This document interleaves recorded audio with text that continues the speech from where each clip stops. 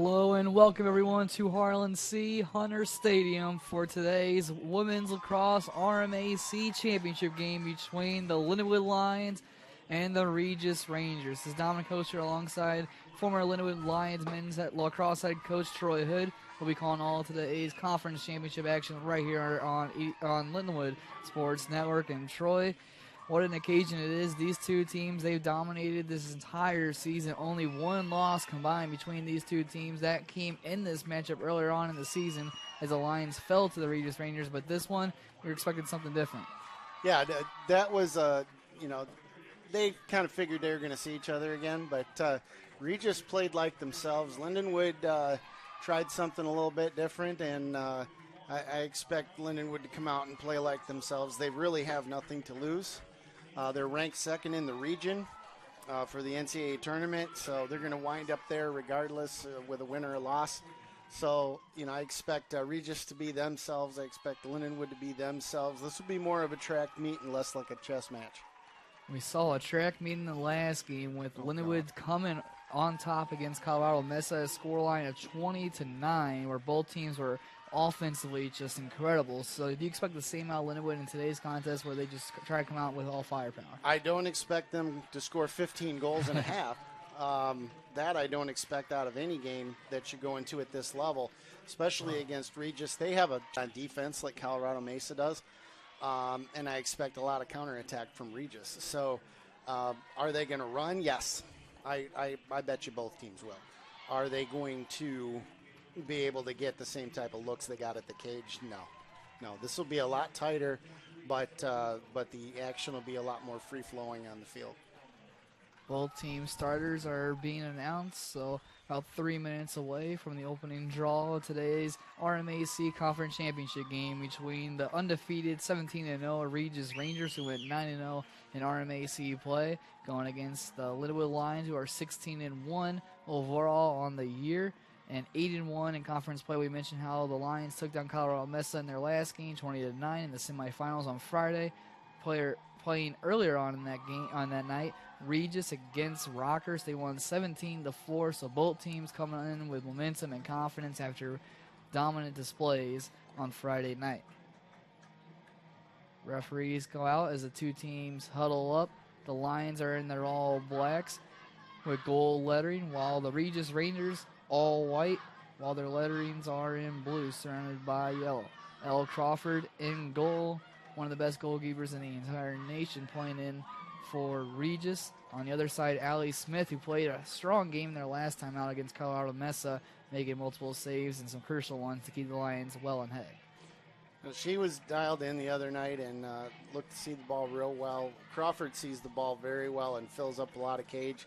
So she doesn't have to make the same type of movements that other goalies will have to make. So, and also she's terrific at clearing the ball. So that'll be a huge deal. For both teams, it's going to come down to these three things. 1, draw controls. You got to have the ball to score. 2, goaltending. You got to have consistent goaltending. The goaltender that puts up 50% saves or better is going to come out ahead. And 3, it's going to be scoring from the middle of the pack. Your supplemental scoring. Yes, Carly Fedorowski is going to get her shots on goal. So is Haley Gallant. Yes, Meyer and Peoples and Hurd, Vanek, they're going to get their chances. But who from the supporting cast is going to step up, decide this is going to be her day, and either put up 3-4 assists, put up 3-4 goals, and be that difference maker? We'll find out who that difference maker will be. Maria Johnston getting the start, had 2 draw controls in their last game against Colorado Mesa. She's in the middle for Lindenwood. On the other side, Kylie Peoples, the sophomore attacker, in the middle for the Regis Rangers. It's 12 o'clock right on the dot, Central Time. An RMAC Championship game is underway, won by Maria Johnson. Goes to the near side for Sutton.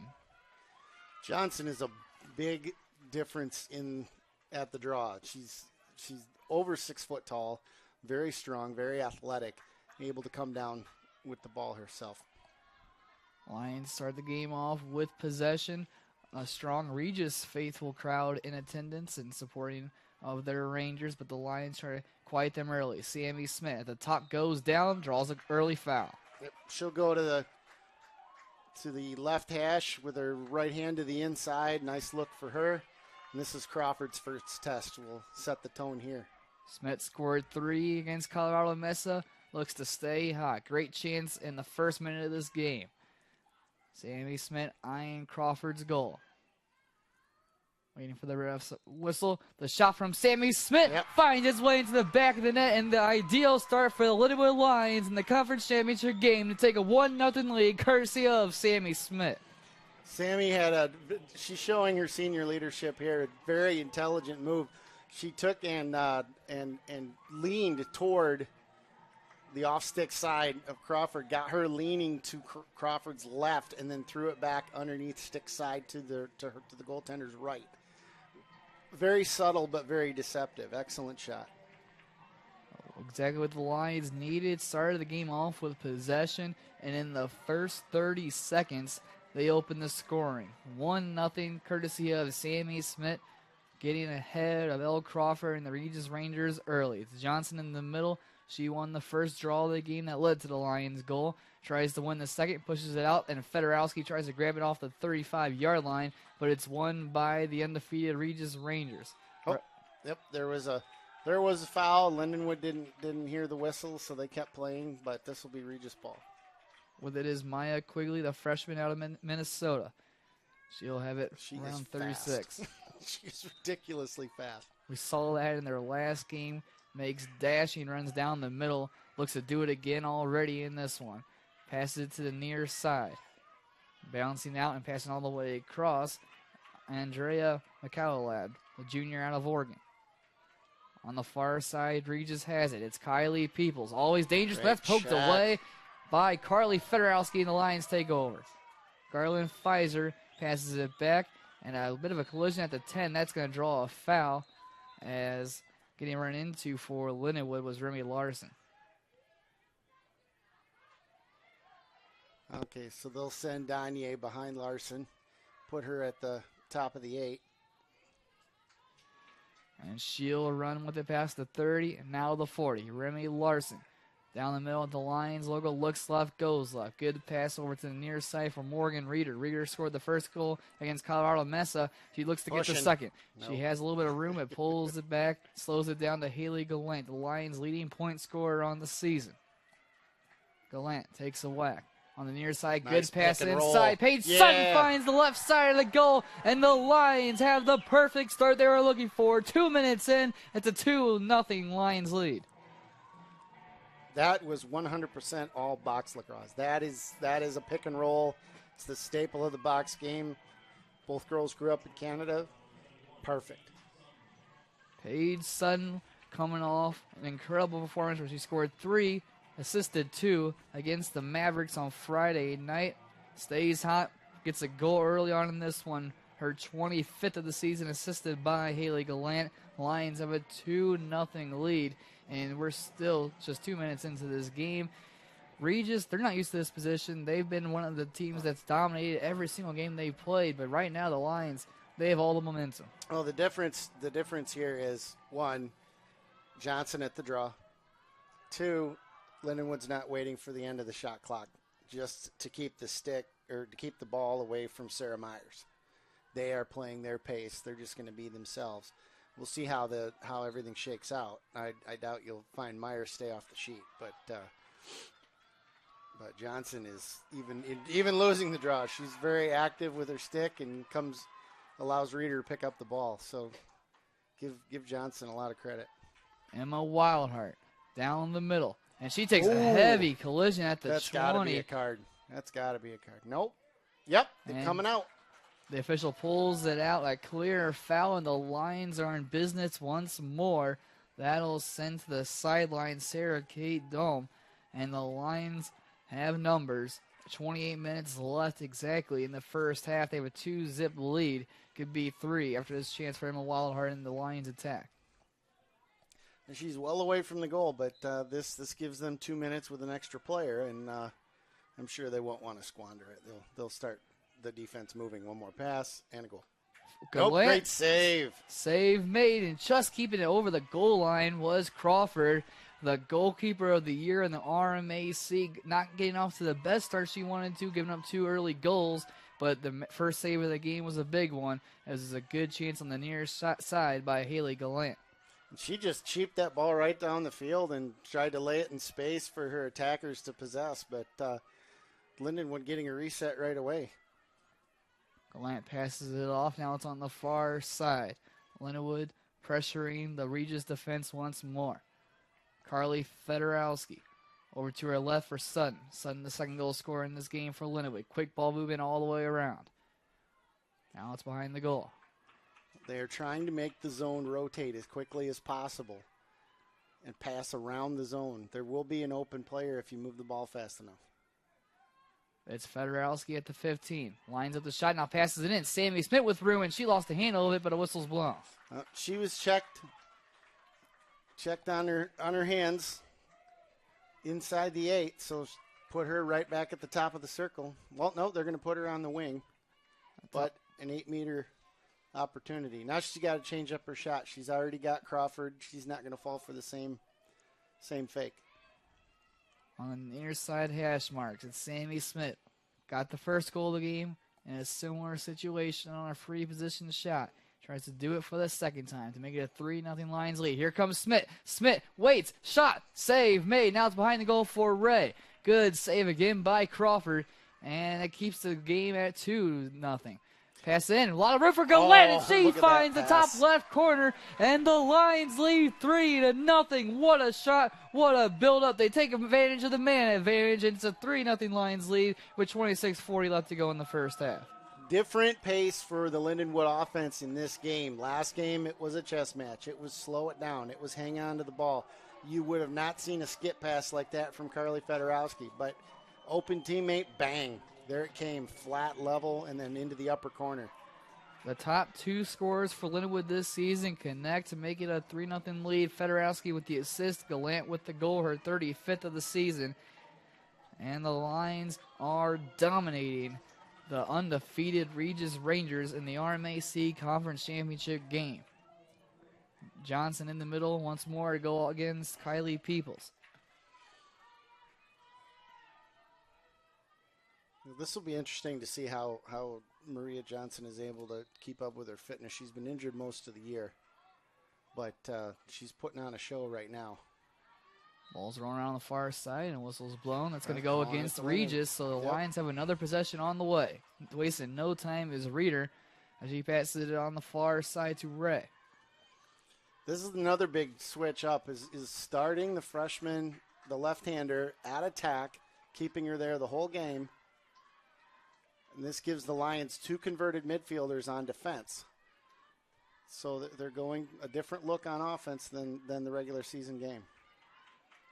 That's Megan Ray making a different look, but a good pass inside. The shot comes in. It's another one. Lions score their 4th goal in the first 5 minutes, and it sees them in full control of the RMAC Championship game, and it's an unbelievable start for the host. They lead 4-0. Abby Hagberg coming off the wing, the other lefty. It helps when you're balanced on both sides of the field, and she came hard, and there's the timeout. A much-needed timeout called by the Regis Rangers. They're undefeated. They have dominated every team they come up against this year, including the Lions in their earlier matchup. But this time in the first 5 minutes, 4 different goal scorers see the Lions completely dominating the Rangers, as this time it was Hagberg. And Hagberg in the last game against Colorado Mesa scored some incredible goals. And this Lions team, offensively, they're not slowing down. We saw it against Colorado Mesa where they scored 15 in the first half, as you mentioned earlier, then 20 as a game as a whole, and then now they're getting off to a hot start in this one. This is how they're supposed to play. I mean, honestly, if you're just looking at it from, from the way that they designed the system that they've played, that has put them in the position that they're in as a ranked team. They don't slow down. They don't wait for you. They're going to be who they are. And, again, a huge difference here, not only the addition of Ray at attack for more balance, but also Maria Johnson is putting on a show here in the draw. If she's not winning it clean, she's making it very difficult to find a contested ball. She's much stronger than her opponent, such that Regis is going to throw Jessica Berg in here, who at 5'7", she's a talented athlete, but you have a good look at Johnson. She's above 6 foot and very, very strong on her stick. So this will be interesting to see if Hurd can make something different, or Berg, can make something different happen. It's a tough matchup for anyone going against Maria Johnson. And it's worked in the Lindenwood favor so far. They lead draw, well, they're tied draw controls 2-2, but they forced the turnovers immediately after them to aggressive play. Berg in the middle with Johnson. Got to think Regis, after this timeout, they have to start building something. Can't let this game get out of their hands too early. There's still plenty of time, but then again, not much you can do when Maria Johnson's in the middle with you. They win the draw. Now it's Reeder on the near side, hash marks to the 30. Now past the 20, it's Reeder still. She's got on her left and passes it off. Good run by her to set up another Lindenwood attack. It's Haley Gallant. Well, Morgan Reeder is a defender, but she has got one of the best sticks on the team. Another one of the best sticks on the team. Carly Fedorowski moves it to her left quickly. Now passes it off to Gallant. Those two always dangerous. They've struck together in this game. That shot almost found its way past Crawford. She was looking for Sutton.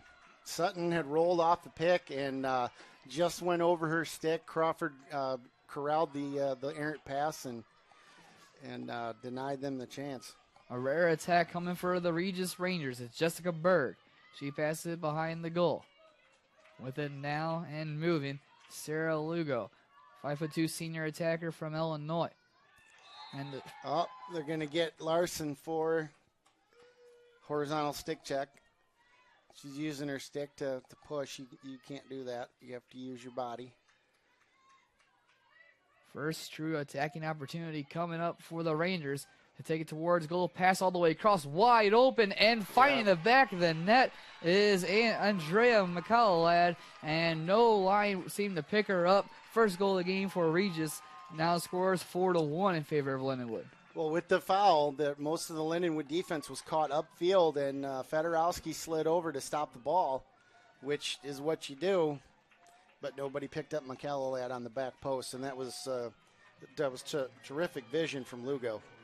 A redshirt senior, she's one of the oldest players on the team. She's going to see things that others won't, and it was an excellent pass from her. She grabs the assist. McCallowad, 21st goal of the season to get the Regis crowd into the game. Still a 3-goal Lions lead with 24:43 left to go in the first half. They will try to take back the momentum in this RMAC championship game. Looks like Regis traveled just as well for this tournament as they did for the opening game. Oh, no, there is a whistle. Say reset the shot clock. It'll be a Regis possession with Jessica Berg. Okay. She passes all the way up the field. Good vision by her. A lot of room for McCallowad again. The first goal scorer of the game for Regis, and a dangerous possession. Passes it off to Lugo. This is looking more like the undefeated Regis Rangers that we saw earlier on this season. Now it's Peoples. Kylie Peoples fakes it one way, goes the other, looks for room, passes it off instead. Behind the goal, Berg. Lindenwood is shutting off 3 different players, making them play 4-on-4. And great save made by Allie Smith, her first of the game, to deny McCallowad out of her second, and it keeps the score at 4-1. Great attack by Regis, great passing, found the open player in McCallowad, but that time Allie Smith stood on her head to make her first stop of the contest. No, it was a stick side save. Great reaction, nothing to take away from her, but that went to the right, to her right side, which is a little easier to save to make. Very fortunate in that regard. But no, the chess match has shown its head here with Coach Cribben, a former goaltender. He's showing his cards on defense by shutting off not 1 but 3 players. Larson, the Sun's got a lot of room in front of her. She goes directly towards goal, passes it off to Gallant, but that's just off the stick of Gallant. Tries to pick it up off the ground. Going against Berg, whistle's blown. There's the freshman trying to throw one too many passes. That's Maybe not on Crawford, but that's a shot you want to take. She had no one in front of her. Now Regis takes over. Berg passes it all the way to the far side. Just about 23 minutes left to go in the first half. Score is 4-1 in favor of the Lindenwood Lions, but the last goal was scored by the Regis Rangers, and they have the ball once more with Kylie Peoples, the RMAC Attacker of the Year, with the ball going towards Morgan Reeder. Spins it to her left side. Peoples, and she draws a foul. Yeah, this will put Quigley on the line. They're using Pfizer to shut off Myers, and this allows Reeder to cover Peoples. On the far hash marks, it's Kylie Peoples going against Allie Smith and goal, trying to make it a 2-goal game.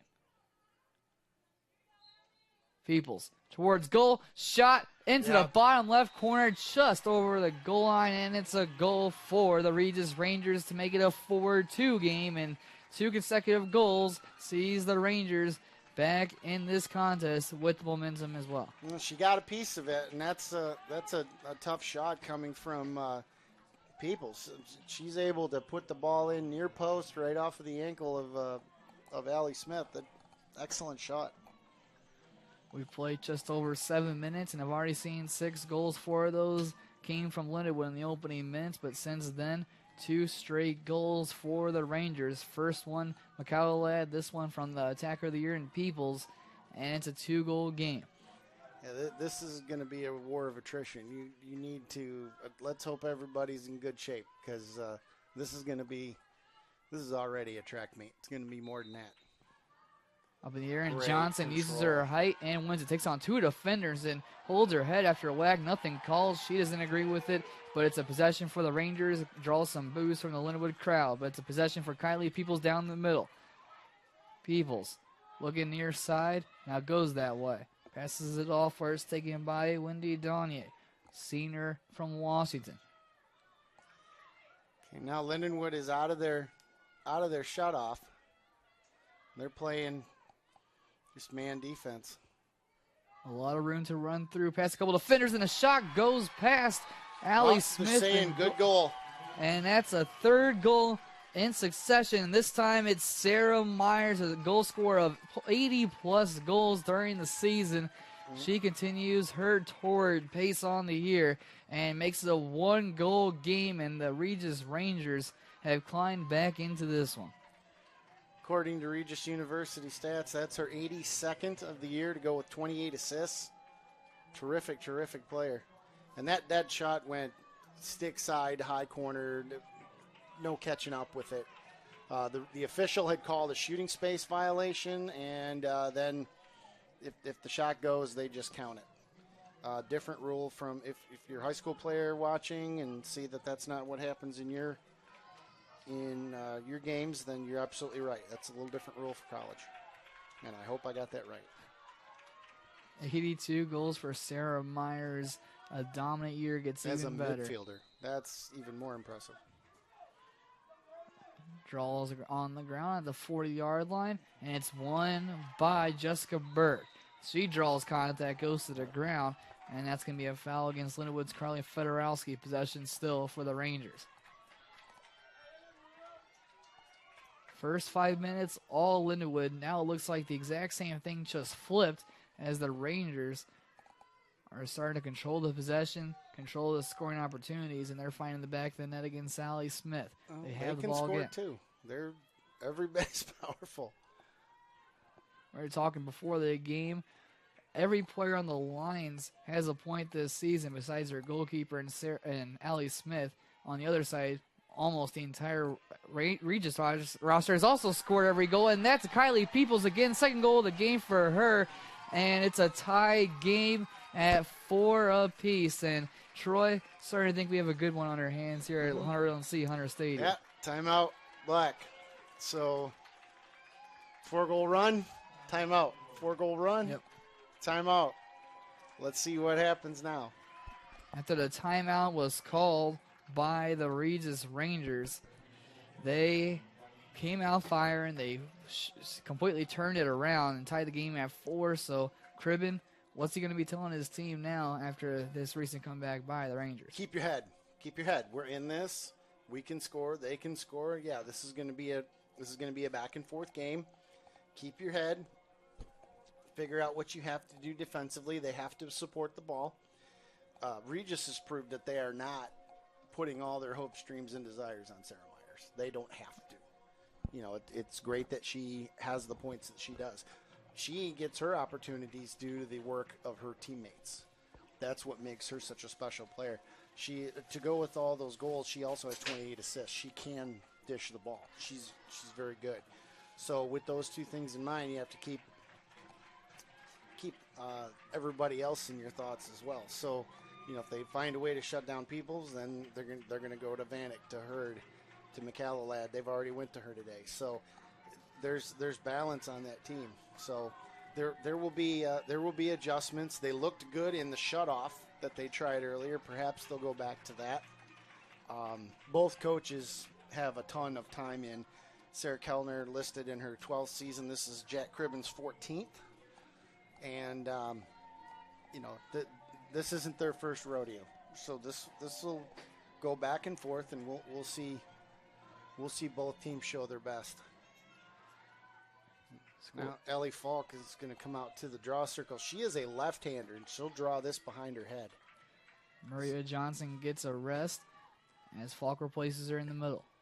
The way she's positioned, this will go backward to her. Yep, there you go. And it does. And it's won this time by Lindenwood. Finally back in possession. With it is Morgan Reeder on the far side. Rays it to her left.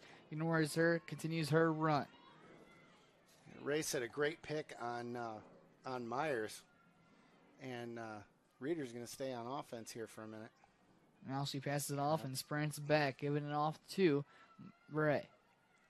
The freshman with it, defended right in front of her by Sarah Myers. Goes towards goal and lost the handle of it at the last second. Picked up by Crawford. And the Rangers deny any attacking opportunity for the Lindenwood Lions. Great check from Myers. She was able to hit the correct part of the stick. Loose ball, but this time it's won. And here comes the speed of the Regis Rangers and Katie Schillmuller. Went all the way back to Crawford. Nope. We're with Peoples. Peoples came up and got the ball, but they're still running around the middle of the field here. Lindenwood's redefend. It's on the far side. The Lindenwood Lions once again defeated Colorado Mesa on Friday night, while the Regis Rangers defeated Rockers to get to this RMAC Conference Championship game here at Harlan C. Hunter Stadium. But after 4 goals to start the game by Lindenwood, Regis has climbed back into it, making it a 4-4 contest as a shot comes in from Myers just right and a little low, and it goes wide. 30 seconds left on the shot clock, still Rangers possession. Reeder bothered her enough to put that shot wide. Peoples was just opened, and Danye just didn't see her. It's Myers again. 15 seconds left on the shot clock. On her left side, Myers takes a shot, and usually what she sends towards goal finds its way into the back of the goal. This time it happens again. Sarah Myers, her second goal of the game, and the Lindenwood Lions trail for the first time in this one. The score is 5-4 with less than 20 minutes left to go in favor of the Regis Rangers. Well, if you're on a boat, this isn't a calm ocean. This thing is going to go up and down, back and forth all day.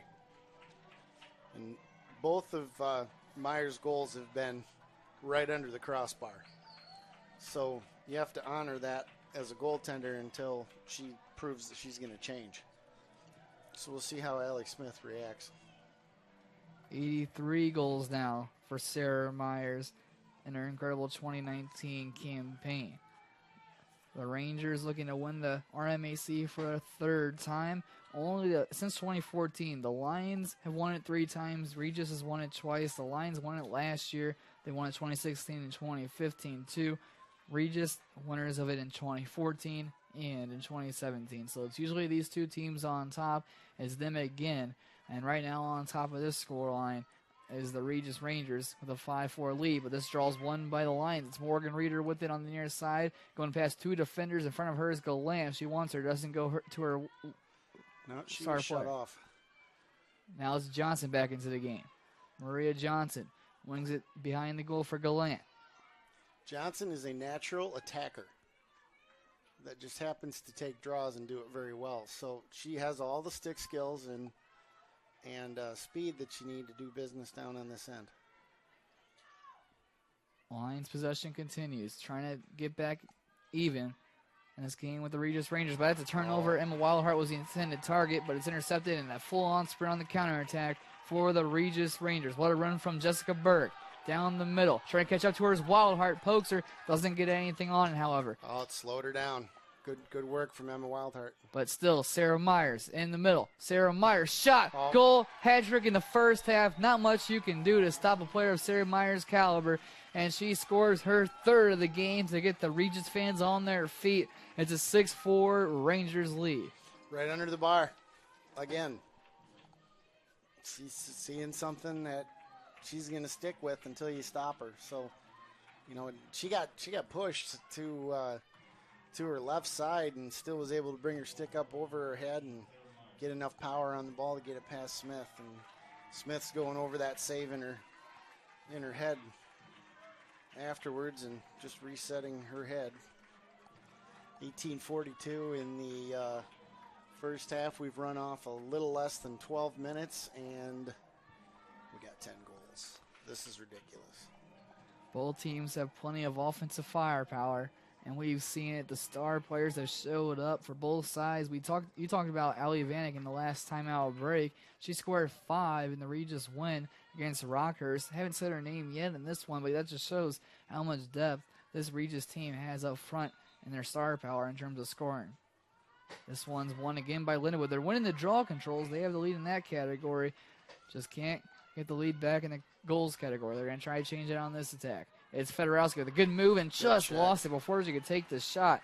And another dangerous counterattack is coming with Kylie Peoples. She sprints past the 50. Right behind her is Sammy Smith. Sammy Smith forced her to go inside. Still with it, Peoples, and she'll slow it down on the near side. 18 minutes remaining, 6-4 is the score in favor of the Regis Rangers over the Lindenwood Lions in the RMAC Championship game as Kylie Peoples walks it across.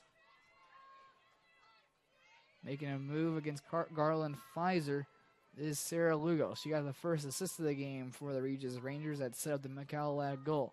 That opened the scoring for the visitors to make it a 4-1 game. They've scored 6 consecutive goals. This will be interesting to see what Regis's attack looks like without Myers on the field. She gets a rest, but now it's Peoples. Kylie Peoples. She looks into the middle, waiting for some options to get in there. 30 seconds left on the shot clock as Morgan Reeder watches her attacker in Peoples, but she passes it back now for Johnson. Lucy Johnson looks left, goes that way. Back to Peoples. She's been the orchestrator of this attack for Regis, tries to be the finisher, and that shot save made by Allie Smith, and a big one at that, her second of the game. She had to really reach for that, and Lindenwood has no help on that. They're saying, Morgan Reeder, you have to cover her. And if you're going to ask one person to do that, that's the right person. But no help, and Smith bailed him out on that one. Kylie Peoples has scored 2. That was her third shot on goal in this game as a foul is called on the near side. That one's going to go against Donier, and the Lions have possession. Straight up shoulder, right to the... It was shoulder to shoulder, but a little too much on it.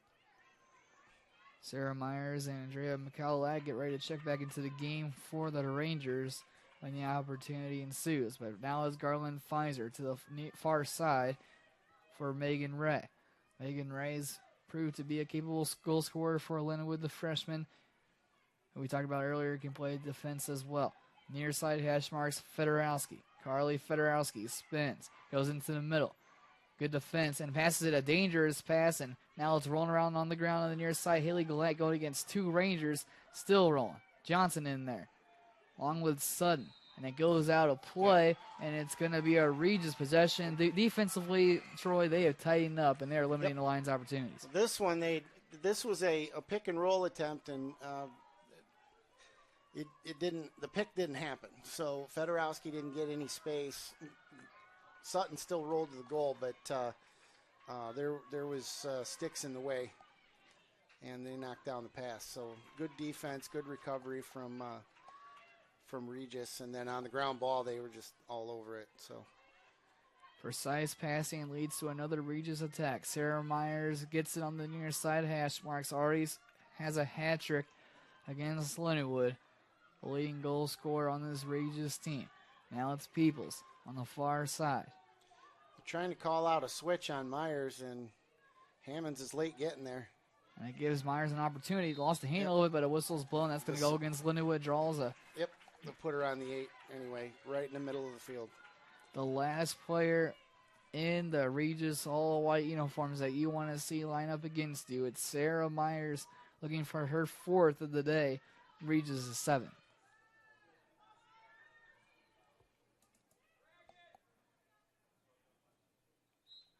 Here's Myers. Myers shot. Yep. Myers goal. You could put anything on it. Sarah Myers has her 4th of the game on her 5th shot. And the Regis Rangers take a 7-4 lead. And it's been Sarah Myers and Kylie Peoples that have taken control to put them up by 3. She's looking toward the stick side high and then has her stick over her head and throwing it back underneath the bar. Excellent ball placement. Even when they aren't getting the looks on goal, they're still drawing the fouls. So that's as good an offense as anything else. I mean, she got 83? 85. 85, good heavens. 85 goals in a single season for Sarah Myers. It just keeps getting better and better for her. And it is for the Regis Rangers. You talk about how their offense has been their best offense, and that's been the case. They started off a little bit slow on the defensive side, giving up 4 quick goals, but offensively there's been no blemishes in their start. Falk tries to push it over to Reeder, and it trickles all the way down to the 20-yard line, won by the Regis Rangers and Jessica Berg. Berg goes to her left, and here comes another. Quigley will just clear it. Quick run by Maya Quigley. She goes over to the left for Sarah Myers. Good vision by her to find McCalloway. She's got room. Going against one defender, now passes behind the goal. Good pull-up from McCalloway. She was not in a position to get a shot off without possibly it being called dangerous. That one was nearly won by Fedorowski, but still with his Berg. Good save. And it's directly at Allie Smith, and she makes the stop. 3rd save of the game for her to deny a good opportunity by Jessica Berg. That was headed for the low right-hand corner, and she was able to get her foot and her stick behind it. Textbook save. Now it's Lindenwood possession. Garland Pfizer. She moves it over to the far side. On Geronimo. Quickly moves it up the field. Under 14 minutes now remaining in the first half. Lions trailed by 3 with Sammy Smith trying to get them back into this game. Okay, Lindenwood again going to a stack. They won't be going quite as quick this time, trying to find the options they have.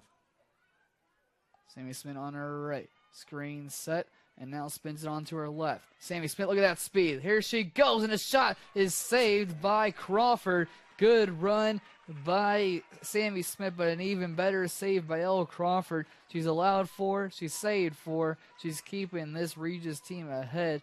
The score is still 7-4. That went right off her shin. Great job from Carly Fedorowski coming up with the interception. Now it's Ray. Fedorowski forced the turnover. 13 minutes now remaining as Megan Ray has it behind the goal. Gallant. When you need big goals to get your team back into the game against a talented team like the Regis Rangers are, you look to their superstars like Haley Gallant and Fedorowski. They've connected once already. They just passed to each other on that possession. Now it's Fedorowski with a little bit of room. And now Sutton sets it into the middle.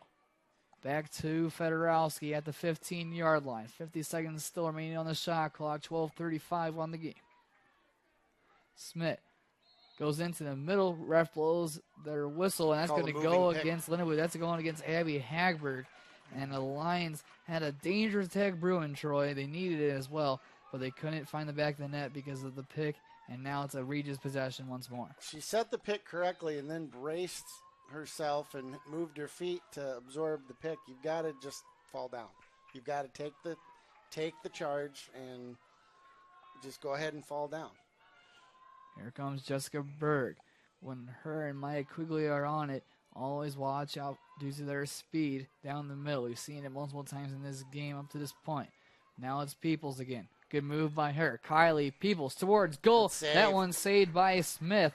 And it keeps the game at a 7-4 scoreline, but still with the ball, with the shot clock reset now, are the Regis Rangers. Behind the goal is Peoples. She was denied of her third goal of the game by Allie Smith, who made her fourth stop of the game. Both goalkeepers now on 4 saves each. On the far side and passing it off, Peoples behind the goal for Lugo.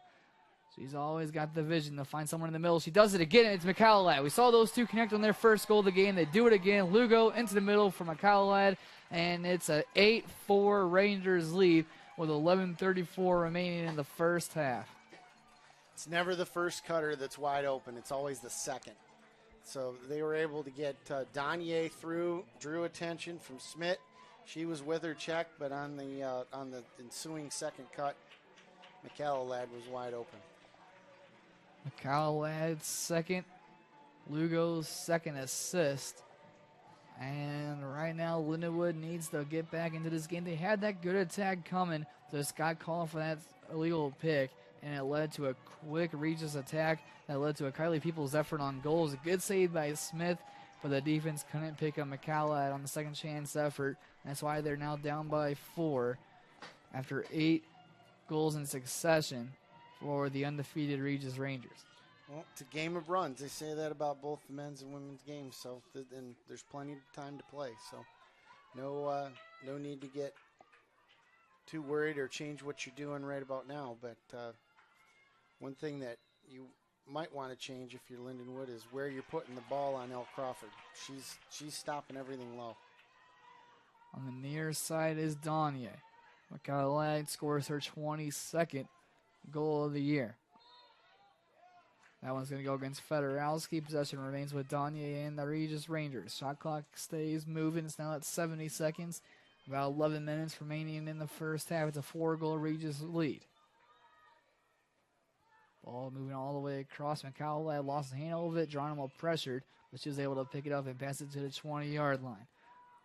It's Hurd. They're back to face guarding Myers. Here's Peoples, and Peoples lined up the shot, but it was deflected out of her stick before she could pull the trigger. Now it's Lugo again. Pass it off to Donier. Donier, low-driven shot. That one off the post, and it's collected by Peoples. Kylie Peoples looks directly towards goal, now passes it off. It's Berg. Jessica Berg to Peoples on the far side. Shot clock resets as Regis controls once again. They pass it back to the 20. Berg on the day, hasn't scored, has one shot. Trying to change that. A risky pass. That's won by Reeder. Great read by her and pushes it out to the far side and takes over for Lindenwood. A critical turnover forced by Reeder, and the Lions take possession. Wise job taking and getting that back through the defense, using your whole team. Morgan Reeder is gassed. It's been a hard physical and hard running game for both teams up to this point.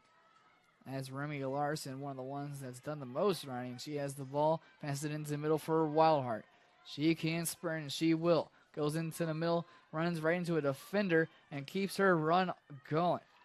Passes it back to Sammy Smith at 25. Under 10 minutes now remaining in the first half. Lions still trailing by 4. Trying to get their first goal since the first 5 minutes of this game. On the near side, it's Wildheart. Doing a good job of spreading the field. Sammy Smith into the middle. Sammy Smith denied again by Crawford, proving why she is the RMAC goalkeeper of the year. A good position from Elle Crawford. She just let that hit her, and again, it's a tough go. Sammy Smith's getting the most looks, good looks out of it. She's got to find a way to solve Crawford and put it by her. Crawford, a sophomore out of Stillwater, Minnesota, hasn't allowed 10 goals since back on March 14th. The most goals she's allowed since then are 9 back on March 24th. So this goalkeeper has been strong all year and is continuing that in this game. But this is a turnover right around the 40. Johnson picks it up. She runs down the middle. Regis has people back, so they're going to have a chance to break, to get a fast break out of it, but they will get a valuable possession. Gallant slows it down as Johnson was running out of gas. She passed it off to Haley Gallant. Gallant on the game has scored 1, assisted 1 for Lindenwood, has 3 shots. Gallant looks in the middle. Sutton's at the 15. Moving back is Johnson. And right in the very middle is Sarah Farley. They're going to sub Johnson off. And Fedorowski moves in instead. Gallant still waiting. 45 seconds left on the shot clock. 7:50 left on the game. Passes it quickly. On the far side's moved by Hagberg to Sammy Smith at the 20. Sammy Smith, she's been making skillful runs all game. She splits through the entire defense. Goal. What a solo goal to get the Lions back on the score sheet. It's Sammy Smith. What a golazo. 5 goals for Lindenwood, 8 for Regis. They needed that one. It's a 3-goal game with 7:35 left in the first half. She was able to get Crawford to step to her left, leaving the backside of the net open, got that just inside the left post, and rung off the post and hit the far mesh. So Lindenwood's getting great looks. Finally put the ball in the right place. We've seen moments of brilliance so far by Sammy Smith.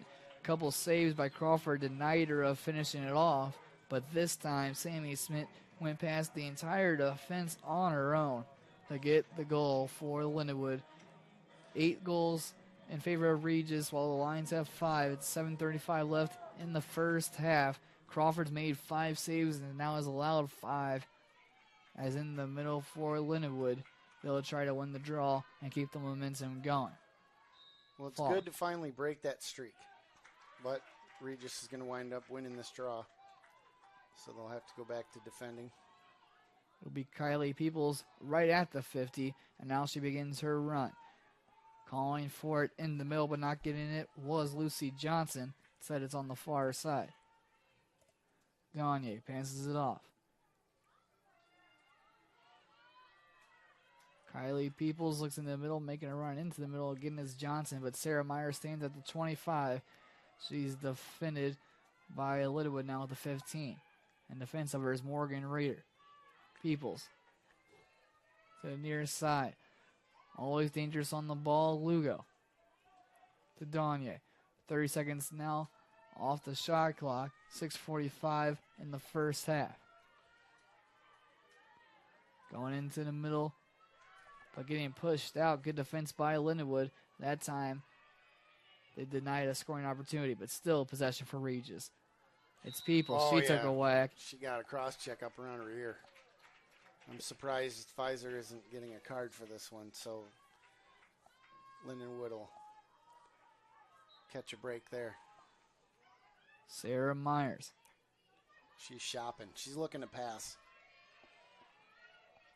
25 seconds now remain on the shot clock. Still Regis ball into the middle, just out of the reach of Peoples, and running after it is Reeder. Reeder wins it. Lions forced a turnover. Almost was a shot for Peoples and the Regis Rangers, but a turnover forced by Lindenwood when they needed it most gives them an attacking opportunity with 6 minutes now remaining in the first half. It's a great stop. You know, the defense needed a stop. They got one. Let's see if they can make something out of it. Slow ball movement by Lindenwood. Now it's Remy Larson quickening up the pace. Remy Larson runs right at Lugo. Now pass her to the near side for Reeder. Gallant. Right off the stick of Gallant. Picks it right back up. Lions down by 3. But with the ball. Well, let everybody touch the ball. Get the subs on. Let's get some fresh feet out there and see what you can make happen. Emma Wildheart past the 15. She's looking at goal. Sutton is picking again. Let's see how this works. And that ball is lost by Fedorowski going for it, but it's won by the Regis Rangers, and picking it up off the ground, Katie Schillmiller, the junior. She did a great job of keeping her feet and not leaving her eye off the ball. She picked up a great loose ball opportunity. Now it's Crawford who has stopped 5 of the Lions' 10 shots on goal up to this point. She stands at the 22, goes to the near side for Schulmuller. 4:40 now remain in the first half. Passing to the middle where it's taken by Torowski. Chasing after her is Hagberg, but good job with the pressure on by Regis to keep the possession. Now it's all the way up the field. Good find all the way up to the top corner. And now the Rangers are in business on the far side. They pass it behind the goal for Lugo on her left. Now to her right. She's a feeder. Lugo going down to the ground with Danye, and the ref blows the whistle. Oh, they're going to call a moving pick on Danye, so that's going to turn the ball over to Lindenwood. Tough break for the Regis Rangers, but the Lions will take over now as they pass it to the near side for Geronimo. So far on the game, the Lions have seen multiple different goal scorers. Sammy Smith leads the way with 2. Gallant's got 1, Sutton's got 1, and Hagberg has 1 to go along with them. The leading goal scorer on the other side, as usual, Sarah Myers. She leads all goal scorers with 4 just in the first half. But Lions have numbers brewing. Pfizer passes to the near far side. Now it's behind the goal. Gallant. Haley Gallant looks at her options. Now still keeps it behind. Ray. 3:35 now remain. 50 seconds left on the shot clock as Fedorowski has it. Fedorowski, Lions leading goal scorer on the year. They want to isolate with her. She thinks about going left now. Does. Passes it to Gallant. A lot of room for her. Haley Gallant into the middle. Shot goes behind the goal for Ray. It's Ray now. They call that missing small. You're either going to get the corner or you're not going to get anything, and they've got backup. So it's a good strategy. Wildheart spins it on to her right. Now to her left. A lot of moves from Wildheart leads to a pass from Smith. As the ref signals the whistle again. Yep, they're going to call a foul. Looks like off ball. And this is going to put Smith on the 8 as she was fouled away from the ball. So let's see if she can get her third. Sammy Smith scored 1 in the same position. Shot into the back of the net. A hat trick for Sammy Smith.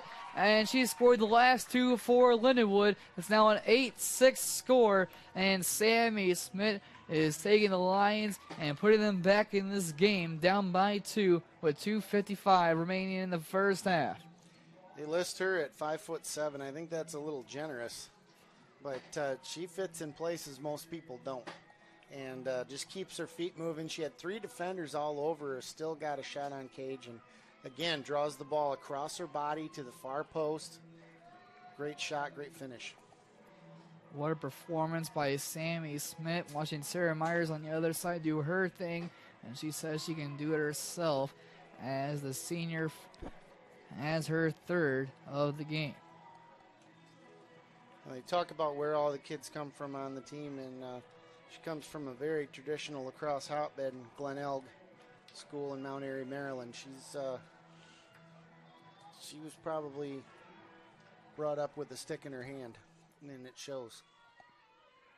It's a 2-goal game. Sammy Smith with her 3rd hat trick of the season and 2 in a row. Scored 3 against Colorado Mesa, and the one before that came all the way back on February 17th against UVA Wise. So back on the hat-trick scoring ways is Sammy Smith when her team needs her most in the conference playoffs. We're in the conference championship game of the RMAC. Lions got up to a 4-0 start. The next 8 goals were all scored by Regis, but now 2 goals in a row from Sammy Smith has a score at 8-6 in favor of the Rangers. With 2:30 left to go, the Rangers have possession behind the goal. It's Lugo. She's defended by Remy Larson, so she passes it back to Sarah Myers. Myers to Peoples.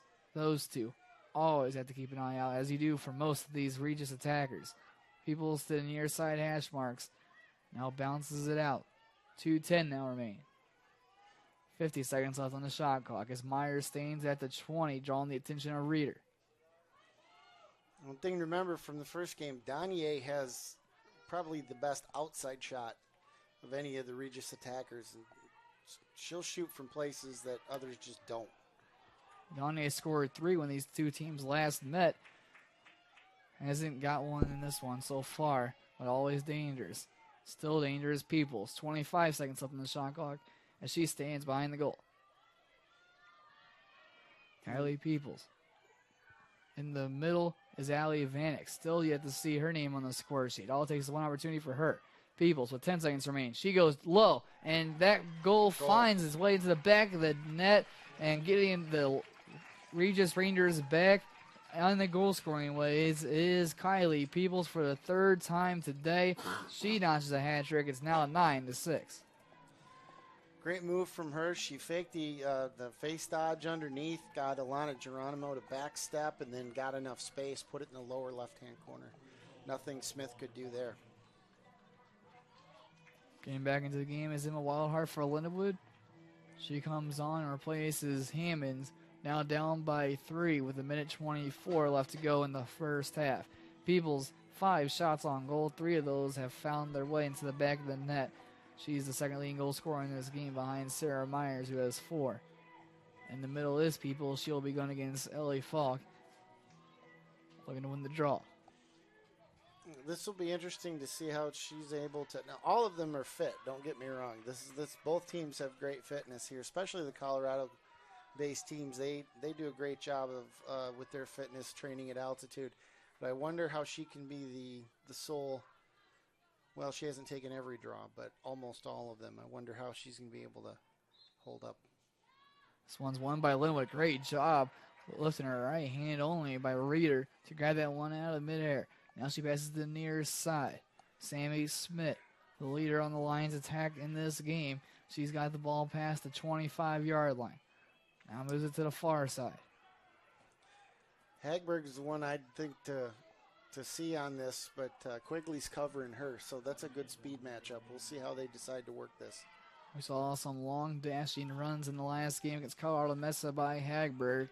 Looks like Regis has watched the film on that, put in their speedster, as you mentioned, and Quigley right on the Lions one. 45 seconds remain in the first half. Lions down by 3 with the ball. They're clearing out for her. There goes Hagberg. She passes it off. Carly Fedorowski now. Fedorowski into the middle, draws 2 defenders, now puts it on her right side. Carly Fedorowski as the shot clock is off. Lions looking to end the half in possession or with a goal. Now 20 seconds remain. She'll hold for the last one. They're shutting off Sammy Smith.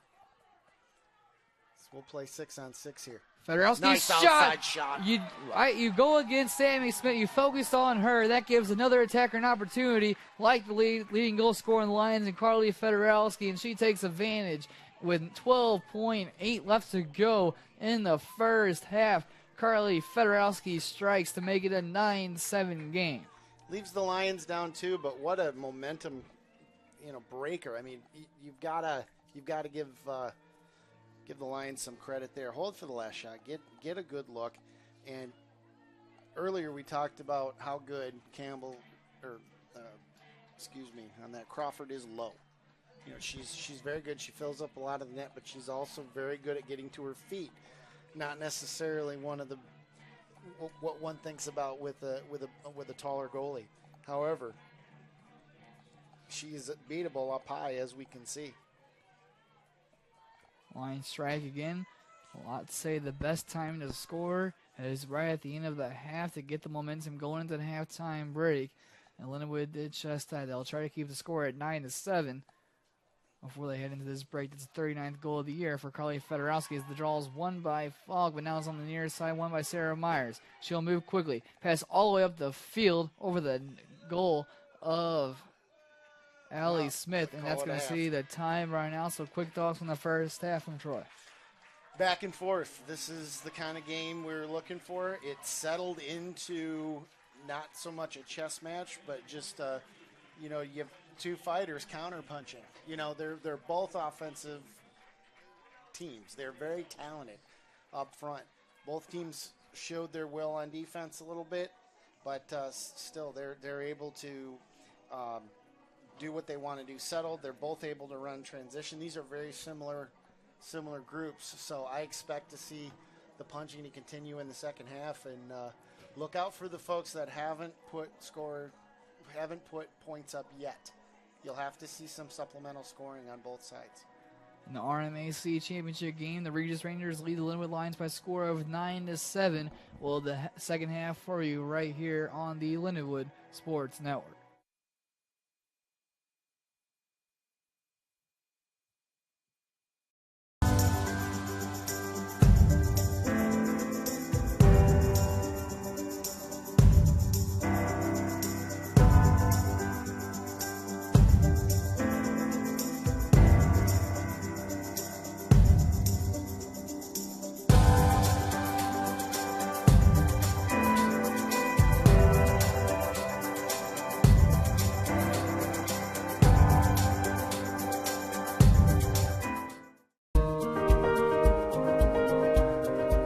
In chemistry, it's a concept that you physically cannot see, and there's multiple different areas of it too.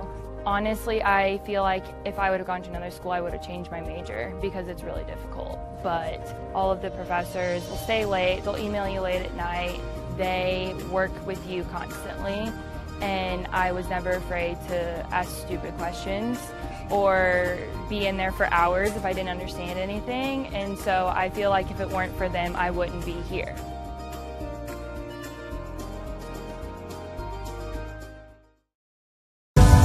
Welcome to the Exercise and Performance Nutrition Lab at Lindenwood University. This lab serves as a central hub of teaching and research activities in the School of Health Sciences.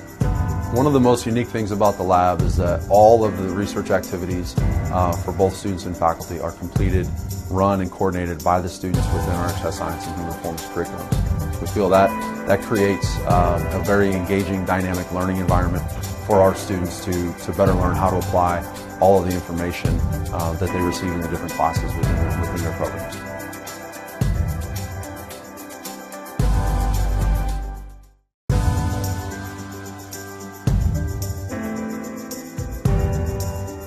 I would say that the best part about St. Charles is it's a big city with a small city feel. So being at Lindenwood, I just really feel like I'm in more of like a community, whereas in St. Louis, I didn't like the hustle and bustle of being downtown. St. Louis, it's only about 20 to 30 minute drive depending on traffic. Being a student at Lindenwood University, we're about a 20 to 30 minute drive away from Forest Park, and what's convenient about that is there's running trails, there's a golf course, and there's a zoo that's free to the public as well. You'll spend less time trying to figure out what to do, and you can just go over there and pick and choose from the 500 acres of space there is. So there is a hockey team, Major League Baseball, so there's a lot of fun stuff down there. There's always some event happening downtown, but also just in the general St. Charles area. There's food, shopping, all that good stuff. There's a mall just right down the street, but there's also Main Street that has family-owned boutiques and like family-owned food places. So it's really nice to kind of be able to get the sense of small town, but also the sense of like a suburban area. Here there's like group workouts, there's saunas, there's spas, there's a lot more stuff that you can really like get out in the community and do. Sugar Fire is like my favorite restaurant. I eat there probably twice a week, no joke. Mod Pizza is an all-time favorite. There's always new restaurants to try, like you're never going to get burnt out. I was born and raised in St. Charles, always was in the area, so it was really nice being able to come to school that's nearby home, being able to go home and see my puppy all the time. It's really nice to be able to do that, but also you get that sense of independence just because you aren't living at home. Well, I was born in Honduras. Here in Lindenwood, there's a very wide variety of people from all over the world, so you end up meeting people from every single culture. So the people that you end up meeting here, they're gonna be your family. They're gonna be the ones you reach out whenever you're sick, whenever you're in trouble, whenever you're struggling with classes. So I'm from Boise, Idaho, and the one thing that compares St. Louis area to Boise is the fact that it's so historic and it's very easy to get around and find things to do. It's a very comfortable place to be, and that's what I really enjoy about the campus life itself.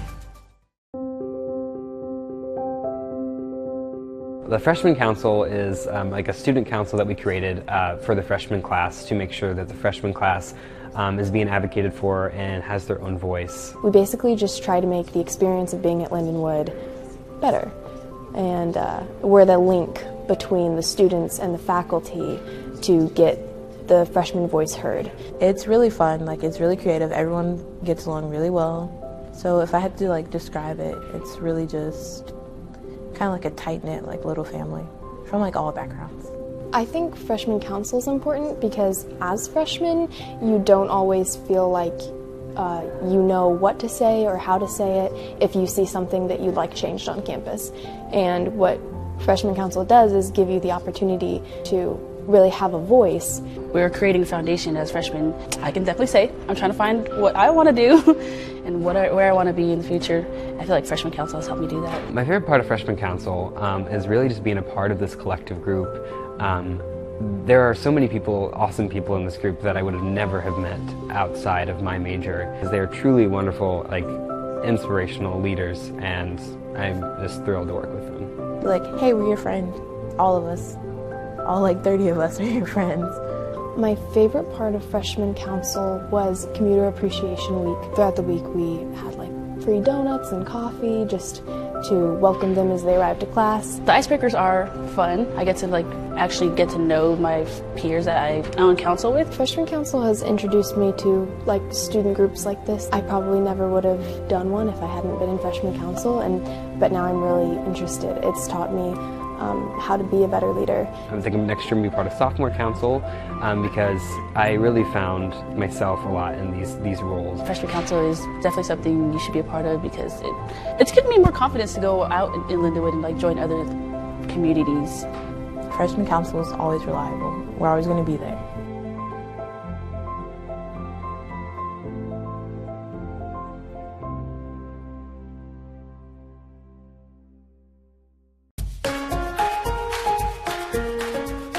One thing I did learn coming here is that I'm not just learning the material. I don't know what it is about these professors, but they truly teach it to you. You know how you go through a class and you just kind of binge learn, like you learn it and then forget it?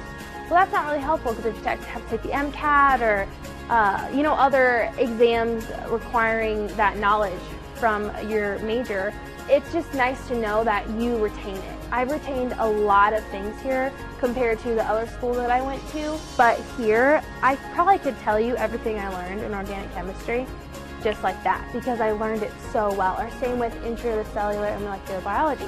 I just learned it so well, I retained it, I still know it, which is going to help me from now on into my future.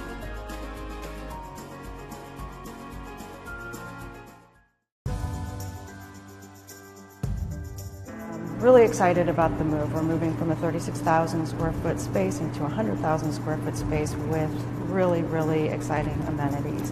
You know, I'm a firm believer that in every building that we go into, it has a life of its own. The idea for this building is to assist a faculty member and instructor in how they instruct. So we want to look at flexible learning spaces. We want to make sure that students have the right light in their classroom. We want to make sure that tables are movable. The fun thing about this is there are so many spaces in this building that will lend to learning that I think we have a great opportunity for students and faculty to partner together. One of the things that in the design and the development of the new space that we really thought about is the idea of collaboration and flexibility. And so in addition to library services, there are other student support offices, academic support offices in that space. I think what I'm excited about now may be different than what I'm excited about, say, 3-4 months from now as I watch how students utilize the building. I'm very excited about the various informal learning areas that we have throughout the building for our students. I'm anxious to see how our students view those areas. For example, in our media lab, we've got an audio and video editing spaces, and in those spaces they can actually edit any kind of audio or video production of both, and they can actually take that work across the hall into our theater space and get to see what it looks and sounds like in a real theater setting. There's just a great opportunity for curiosity to go crazy in this facility.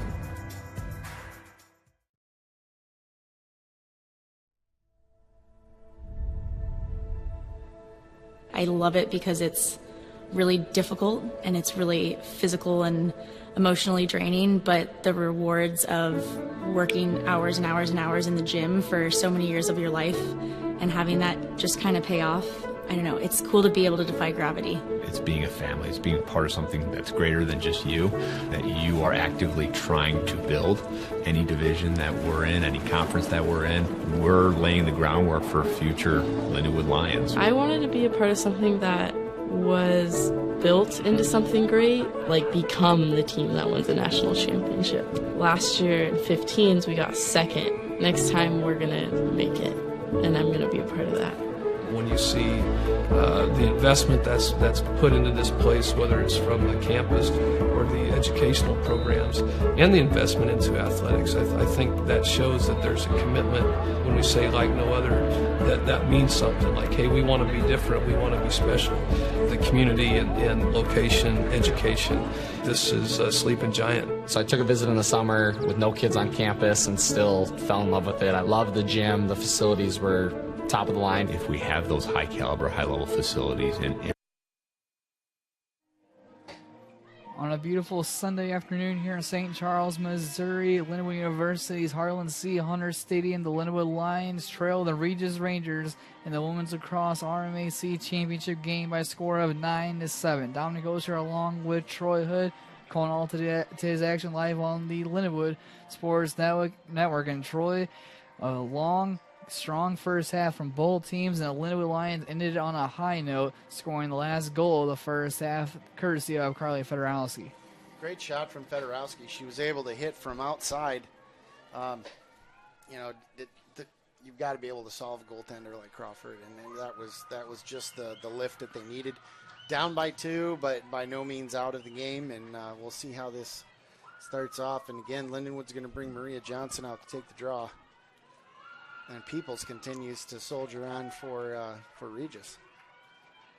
In the very first meeting, it was a tight first half between these two teams, but then in the second half, that's where the Regis Rangers pulled ahead and took a commanding lead, so the Lions will look to turn it around in the second half this time around instead of letting the Regis Rangers run on them in the second half. It's a good start for them as they win the draw. Start the second half in possession with Ray on the near side. She looks into the middle. Behind the goal is Gallant.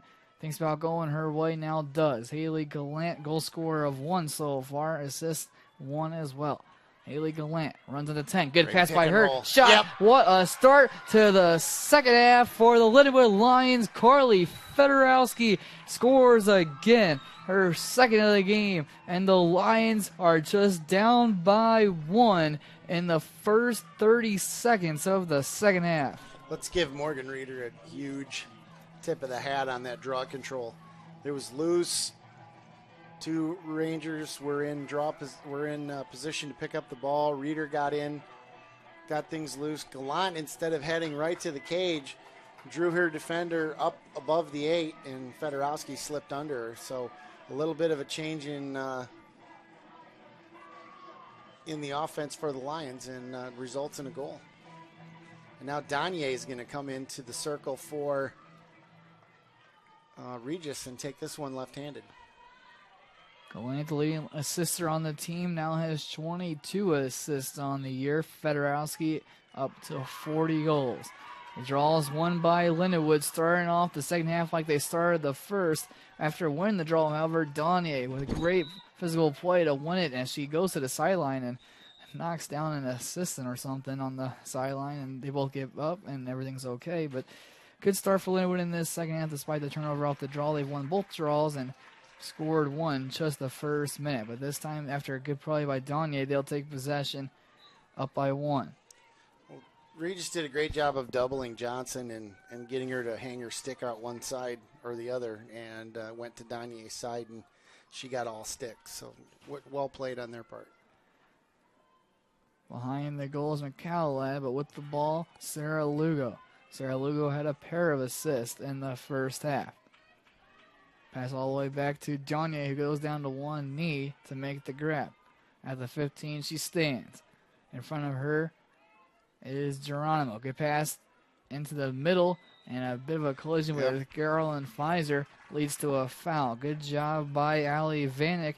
Did not score in the first half, did not have a shot, but always dangerous when she's on the ball. Pfizer recognized that, and that's why she played a little bit too hard on her. Led to the foul. Now it's a free position shot on the way for Allie Vanek. Scored 5 in the win against Rockhurst on Friday night. Looking for her first of the game.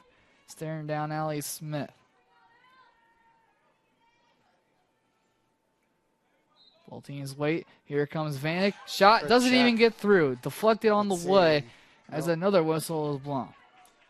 Now this will put her right back on the line. They're going to call an illegal check, be too near the head, and so we'll do it all over again. Here comes Vanek again. Lions got away with it the first time, getting in front of her shot, but now another great opportunity for the dangerous goal scorer. And now they got to send her off. I'm the only thing I can think of is that she got cut. And yep, there comes the bandage out, so no open wounds on the field. So they're going to have to bring in her replacement's going to have to take the free position. This is Lucy Johnson. Tough break for Vanek, but here is Johnson. The shot, low save with the right foot by Allie Smith. Shot clock resets. Possession remains with the team ahead. That's the Regis Rangers, and it's Sarah Myers. Scored 4 in the first half. Great loose ball from Johnson or from Myers, and she's able to immediately re-attack. Pass into the middle, wide open. Danye fires, and Danye scores. Wide open in front of Allie Smith's goal, and she makes no mistake of it. The 10th goal of the game scored by the Regis Rangers, the first of the game from Wendy Danye, and now it's a 10-8 Rangers lead. Give Sarah Lugo a ton of credit on that. She was able to draw the slide over, beat her defender topside, draws the slide over, and Danye kept going, and she handled that right in front of her face. She didn't have to pull that ball back at all and just finished. You talk about the end of the first half, you were expecting to see players without a point get on the board in this one and in the second half, and Wendy Danye has stepped it up here in the second period with her first goal of the game to make it a 2-goal lead. That's her 39th goal of the year and a third assist for Sarah Lugo. In the middle is Maria Johnson. 2 minutes gone in the second half. 2 goals, 1 each from both teams. It's Danye sprinting down the far sideline. We didn't see Danye much up on the draw control circle before, and this is giving Peoples a break. This is giving Myers a break. Targeting her, letting her handle the ball. She's got a great stick, and now Regis is able to run the offense they want to run. Kylie Peoples. She was a force in the first half. Passes it behind for Lugo. Now it's Danye. Wendy Danye looks on the near side and goes that way. For Kylie Peoples, back to Sarah Myers, who runs across the 20-yard line, now past the 15, defended by Reeder. Here comes Myers, the goal scorer of 80-plus goals this season, denied by Lindenwood. Now they're on the counter. Sprint right up the middle of the field. Here comes the Lions to the near side for Ray. It was Hagberg that moved it all the way up the length of the pitch. Hagberg watches it go behind the goal for Gallant. Gallant, pass into the middle. That's intercepted by Crawford and wide open. Staying there was Sarah Cromer. The Lions wanted it. A risky pass by Gallant was won by the Regis Rangers. Now they're on the counter. On the far side, it's Allie Vanek. For a goalie like Crawford, you don't want to throw the ball directly back over the net. She's going to find that. But yes, Cromer was wide open. She was hopping up and down. A good attack, pass into the middle. McCallowlad's shot finds a top right corner, and she scores her third of the game, the third player in all white to score a hat trick in this one. McCallowlad's fourth shot of the game, her third goal. It's an 11-8 scoreline in favor of the undefeated Regis Rangers. And if I'm not mistaken, that's Lugo's fourth assist. This is her thing. She's going to be able to draw attention, draw the slide, and nail the shooter with the on the back post. It's been the same type of play over and over again. You might want to think, hey, maybe I don't want to send a double. Can I defend her one-on-one? See what she, let her finish for herself. We'll see what they decide to do.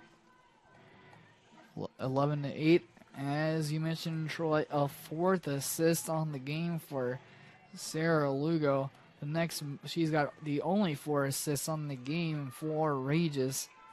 Leads all assisters by 2, as Haley Gallant also has a couple of assists. She has 2, along with her 1 goal. But either way, it's a 3-goal Regis lead, and it'll be a possession now for the Regis Rangers once more. It'll be picked up by Kylie Peoples, and Peoples scored 3 in the first half, has 5 shots, one of the more better all-around players, the RMAC Attacker of the Year, as we mentioned in the first half. She's shown that in this game and splits through 2 defenders, but a whistle was blown right back at the 30. Well, they're going to call Falk for a foul back right inside the restraining line, so they'll reset. Myers. Interesting on Lugo, she had 9 assists the whole year coming into it, and she's got 4 today. So she's asserting herself as a passer. On the far side, it's Peoples again. Lugo makes a run into the middle. She's defended by Remy Larson. So many great attackers on this Regis team. You can talk about all of them all day, but after a shot from Sarah Myers hits the crossbar, Lindenwood gets away with one, but the shot clock resets, and it'll still be a Regis possession. Another dangerous look for the always dangerous Sarah Myers. She's got McCallalad with her running interference, so this will give her a chance to get loose in some space. Peoples' pass is a loose one, but it falls all the way to Donier at the 25. Donier going against Fedorowski. Here goes Donier. What a run. Right past Fedorowski she goes. Now picks up Geronimo. Looks into the middle. Fedorowski now travels with her once again. In the middle is Jessica Berg. What a spin. Donier. Donier's shot finds its way low inside the corner. And what a goal that is from Wendy Donier. Did it all herself. And it's now a 12-8 Regis lead after a strong start in this second half by Wendy Donier and the Rangers in recovery of the opening goal of the half scored by Lindenwood. Excellent move from Wendy Donier. She looked to take Fedorowski upfield and then spun back underneath, inside roll, and goalie was looking for the ball to come up. She just dropped her stick, put it right between her feet.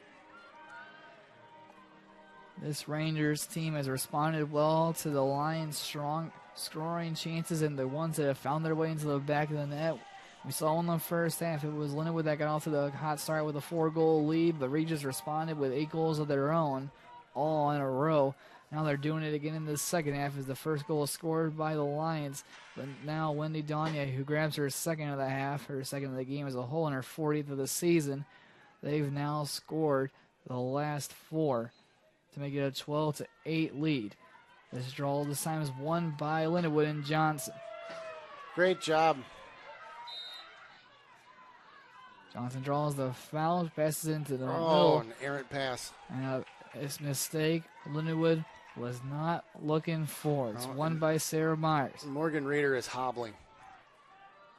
She is at the 30-yard line trying to get back. Myers still on the ball. Passes it back to Peoples at the 20. Well, there was a foul, and then Lindenwood decided to restart immediately, and then there was an errant pass. There was a lot of room in the middle. They tried to get off to that quick start on the attack, but the errant pass canceled out either way. Now it's Peoples, and Peoples' shot's a laser into the near side netting, and Peoples with her 4th of the game. This Regis team making no mistake on the offensive side of the ball. They lead 13-8 after another one scored by one of their most dangerous attackers. This one by Peoples.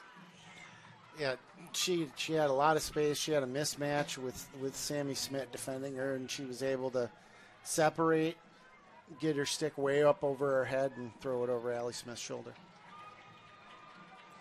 Lions now trail 13-8 as the score is not in their favor with 24-19 left to go in the second half in the RMAC Championship game. Regis looking to win their first conference championship since 2017. Lindenwood won it last year. In the middle, it's Peoples. She will be going against Sarah Cromer, one of the first times we've seen her in the middle of this game. Well, Cromer also a 6-footer. She's also very powerful, very tall, so she's shown herself earlier this season as a reliable option at the draw. Cromer, the senior, going against the sophomore Peoples from Castle Rock, Colorado, and that's going to be a possession for Lindenwood. Procedure on Peoples. It's passed back. Geronimo. Lions playing, catching their defense. Now they move it forward. Good move by Remy Larson. Past the 20 she goes. Now it slows it down. Looks over to her right. Sammy Smith right in the middle. She leads the Lions goal scorers with 3 in the game. Well, looks Fedorowski's drawing Quigley, but she's got a ton of space. They've cleared the side for her. Cromer and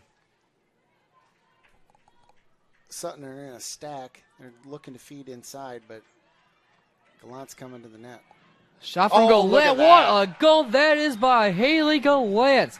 Not much room. Defends right on her, but still a moment from a special player to get the Lions back in favor of this one. They get a critical goal and make it a 4-goal game. This one from Haley Gallant. And what a shot that was, Troy.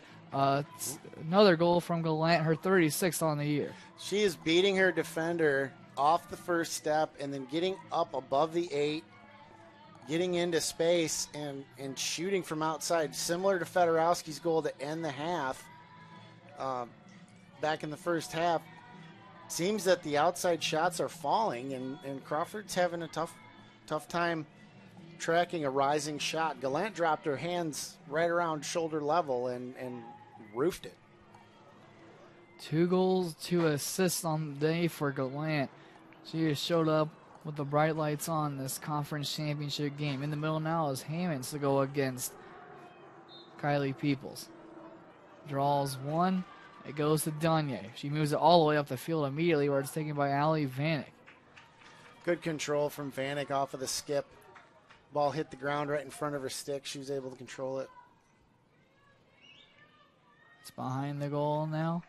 Regis leads 13-9 with just about 23 minutes remaining in the second half.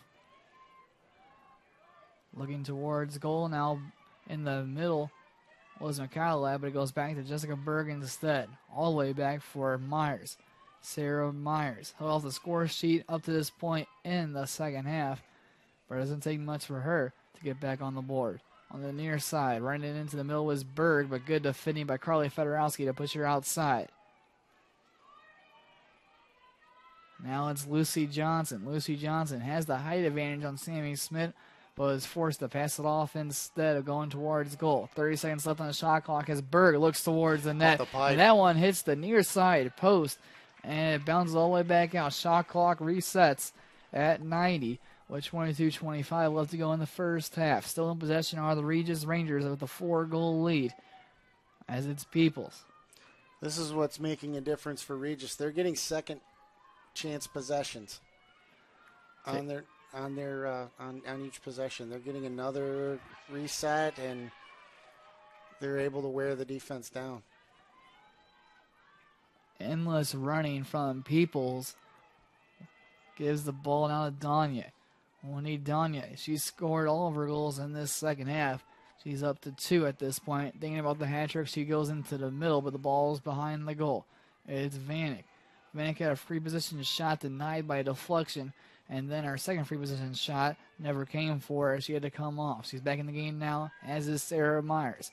She's on the far hash marks, defended again by Reeder. Reeder's been the matchup all game long with Sarah Myers. Now it's on the far side for Peoples. Time running out on the shot clock. They're winding it all the way down. It's at 20. It's Peoples putting on moves. Now pass into the middle. Gets past Vanek. Now both teams going for it, and it's a great play by Sammy Smith just to toss it up to Allie Smith to eliminate the attack from the Regis Rangers. Yeah, great stop from the Lindenwood defense. It's critical at this point. You just scored the most recent goal. Got to have the ball back and keep building. Sammy Smith all the way up for Gallant. Haley Gallant has been unstoppable today. And Lindenwood's all black.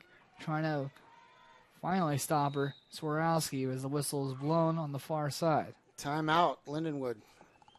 And they call a timeout after a long possession by the Regis Rangers. The Lindenwood Lions will get a rest as head coach Jack Cribben calls a timeout with 20 minutes and 43 seconds left to go in the second half. The Lions trail to the Regis Rangers by a score of 13-9 in this RMAC Championship game. And It's been a back and forth second half. The Lions got the first goal.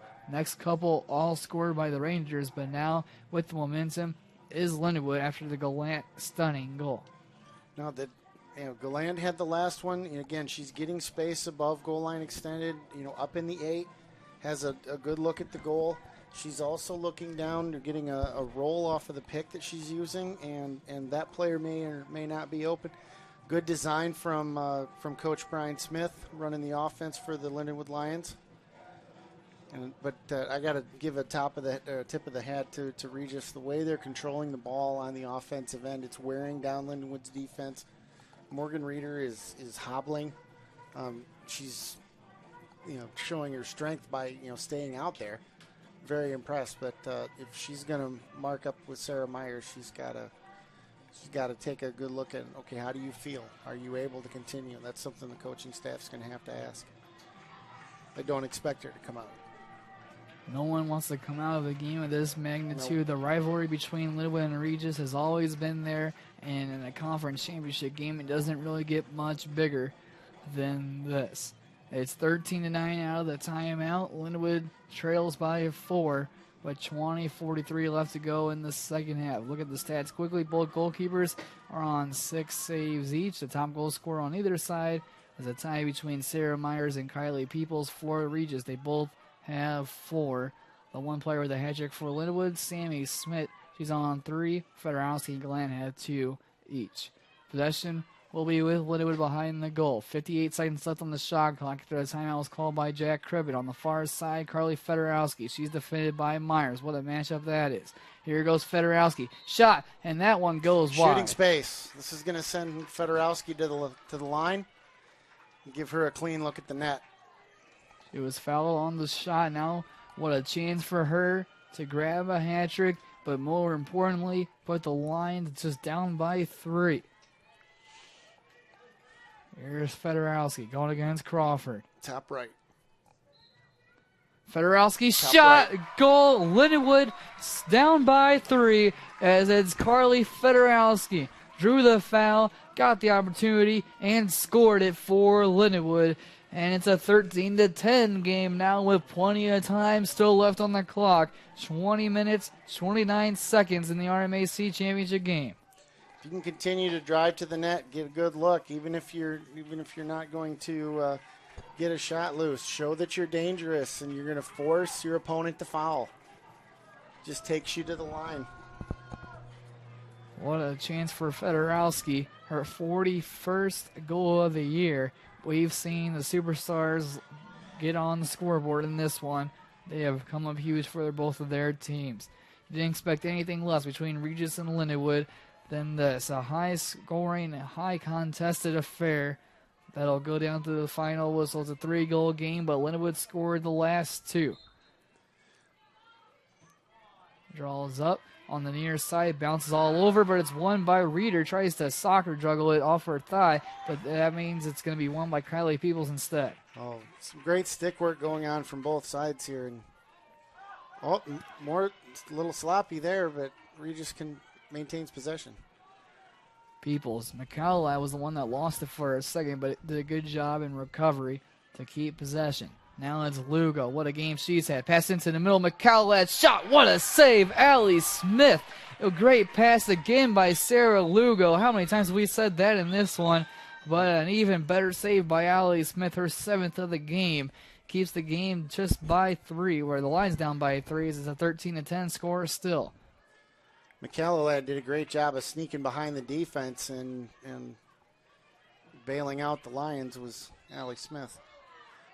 Call a foul on Danye.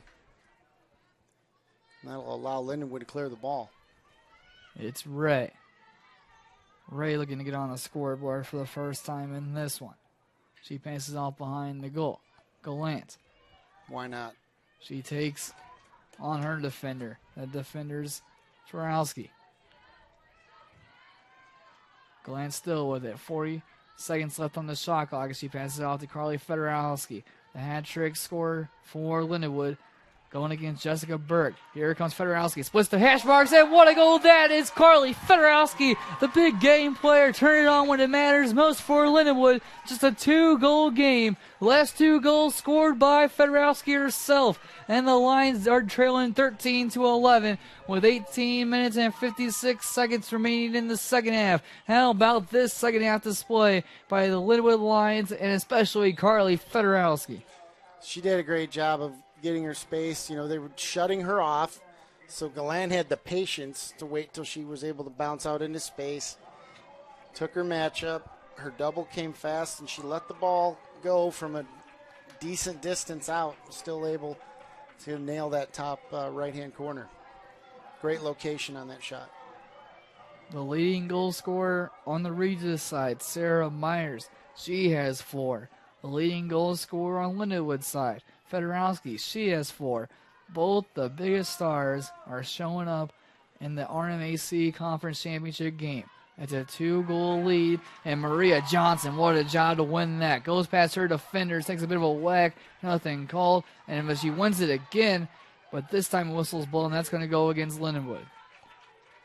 We're going to call an open stick check on Fedorowski, I believe. So it's a possession now for McCallowlad. McCallowlad has had a great game herself. Score of a hat trick. She runs into the middle, but the ball's on the near side with Allie Vanek.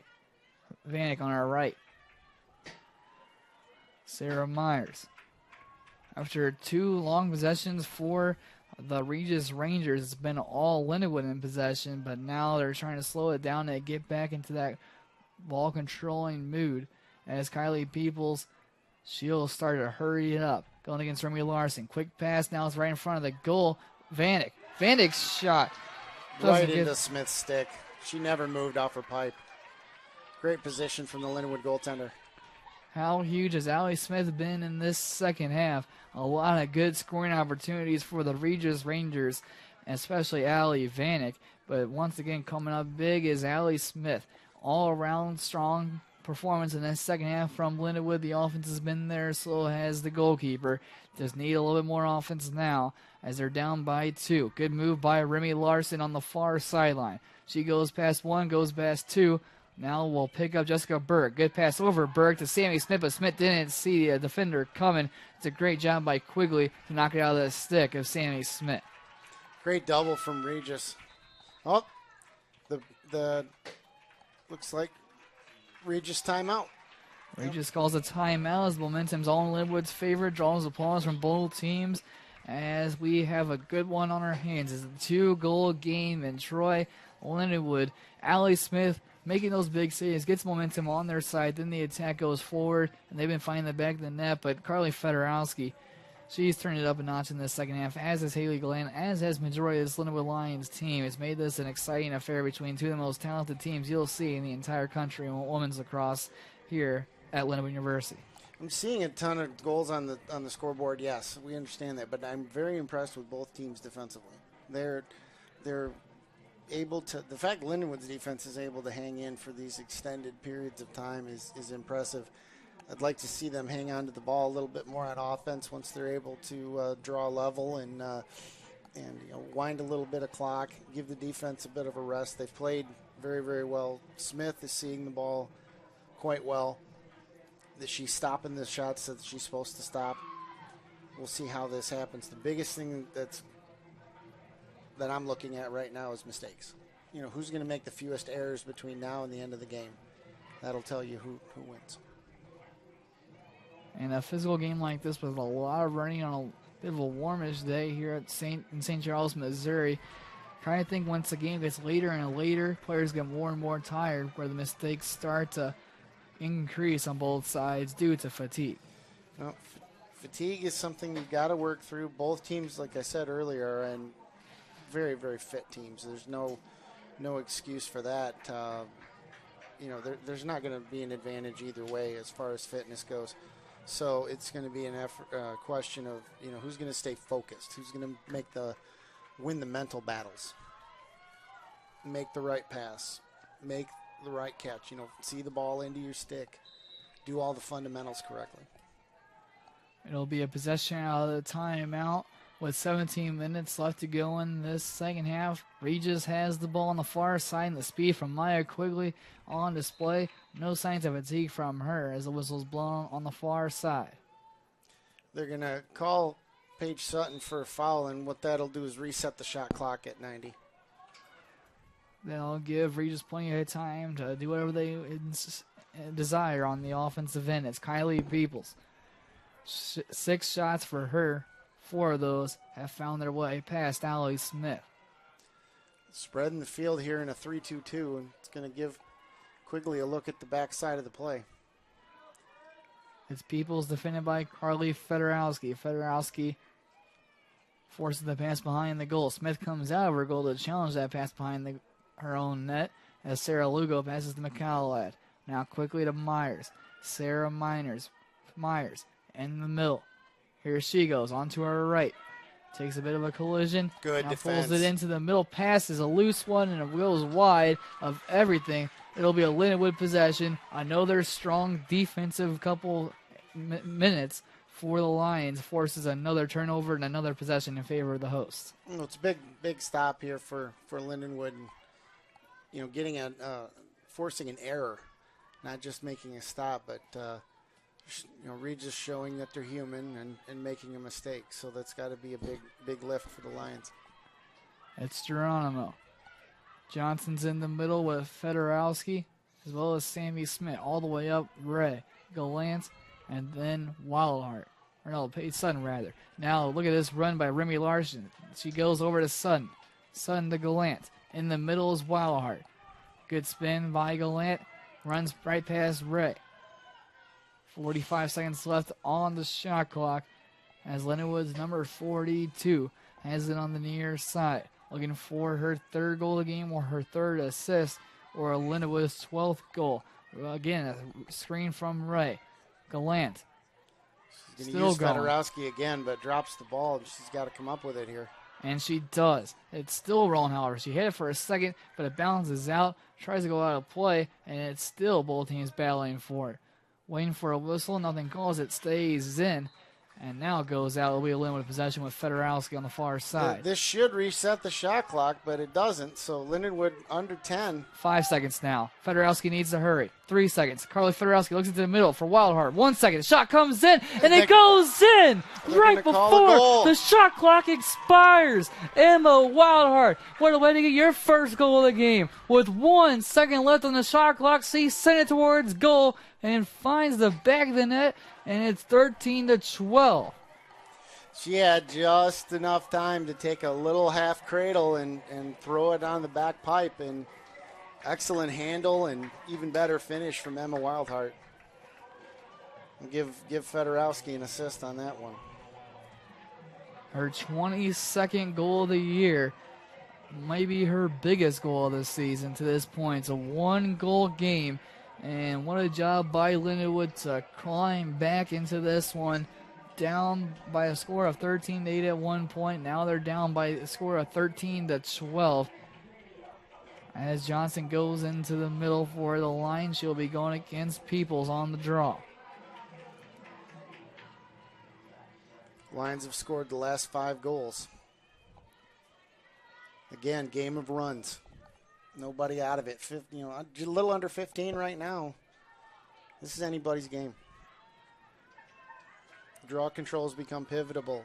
Loose balls become pivotal. Every loose ball is going to be like gold. Lindenwood's record 16-1, Regis 17-0. That one loss, as we said before, the game came when these two teams met in the middle of April when Regis won that version of this contest. But this one, much closer, much more incredible between these two teams as the draw is up in the air. This time it's won by Wendy Danye, and she'll pass it all the way back. Smart ball security from Regis. Peoples makes a move on Johnson. Now moves it outside, back into the middle. Lindenwood has everyone in front of the ball, taking time off the shot clock, making it difficult for them to clear. So they were able to wind off 25 seconds. It's McCallad. She passes it back. Myers to Peoples. 13 minutes and 50 seconds left to go in the second half. 48 seconds left on the shot clock as the ball is behind the goal. Sarah Lugo looking to create her 5th goal of the game for someone else as she's got 4 assists. Spins on Wildheart, the most recent goal scorer in the game. Pass behind for Peoples. 30 seconds left on the shot clock. Pass into the middle. Myers finds it under the crossbar, and what a big goal that is for the Regis Rangers. They look towards their star in Sarah Myers, and she does it again. Proves critical for the visitors, and it's now 14-12 with 13 minutes and 30 seconds left to go in the second half. Normally you see a right-hander flash to her left and ask for the ball. You're not going to give it to her. Then you give it to Sarah Myers. She found a way to catch the ball, continue moving to her left, and then reach across the direction she was heading in and throw it right under the crossbar. Back and forth we go. It's now a 2-goal Regis lead once more with 13 minutes and 30 seconds left to go in the RMAC Championship game. Dominic Oster and Troy Hood calling all today's action live on the Lindenwood Sports Network right here at Harlan C. Hunter Stadium. As both these teams look for an RMAC Championship crown. Lindenwood looking for their 4th, Regis looking for their 3rd. Right now, the score stands, it's the Regis Rangers winning their 1st in 2 years.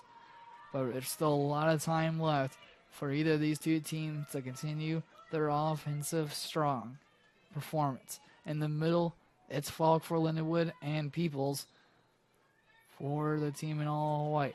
Donier wins it, and here goes Donier again. She's been a force on these draws, always taking it out of the middle and draws a foul on the near side. And they're going to draw the foul on Larson, and she's going to get enough space here. Pass across nearly intercepted by Fedorowski, but then it's going to open up a lane for Peoples. She takes advantage of it, runs right through the Lindenwood defense, was surrounded by triangle lines, now bounces it out. It's Myers that got the most recent goal. She's on 5 goals this entire game.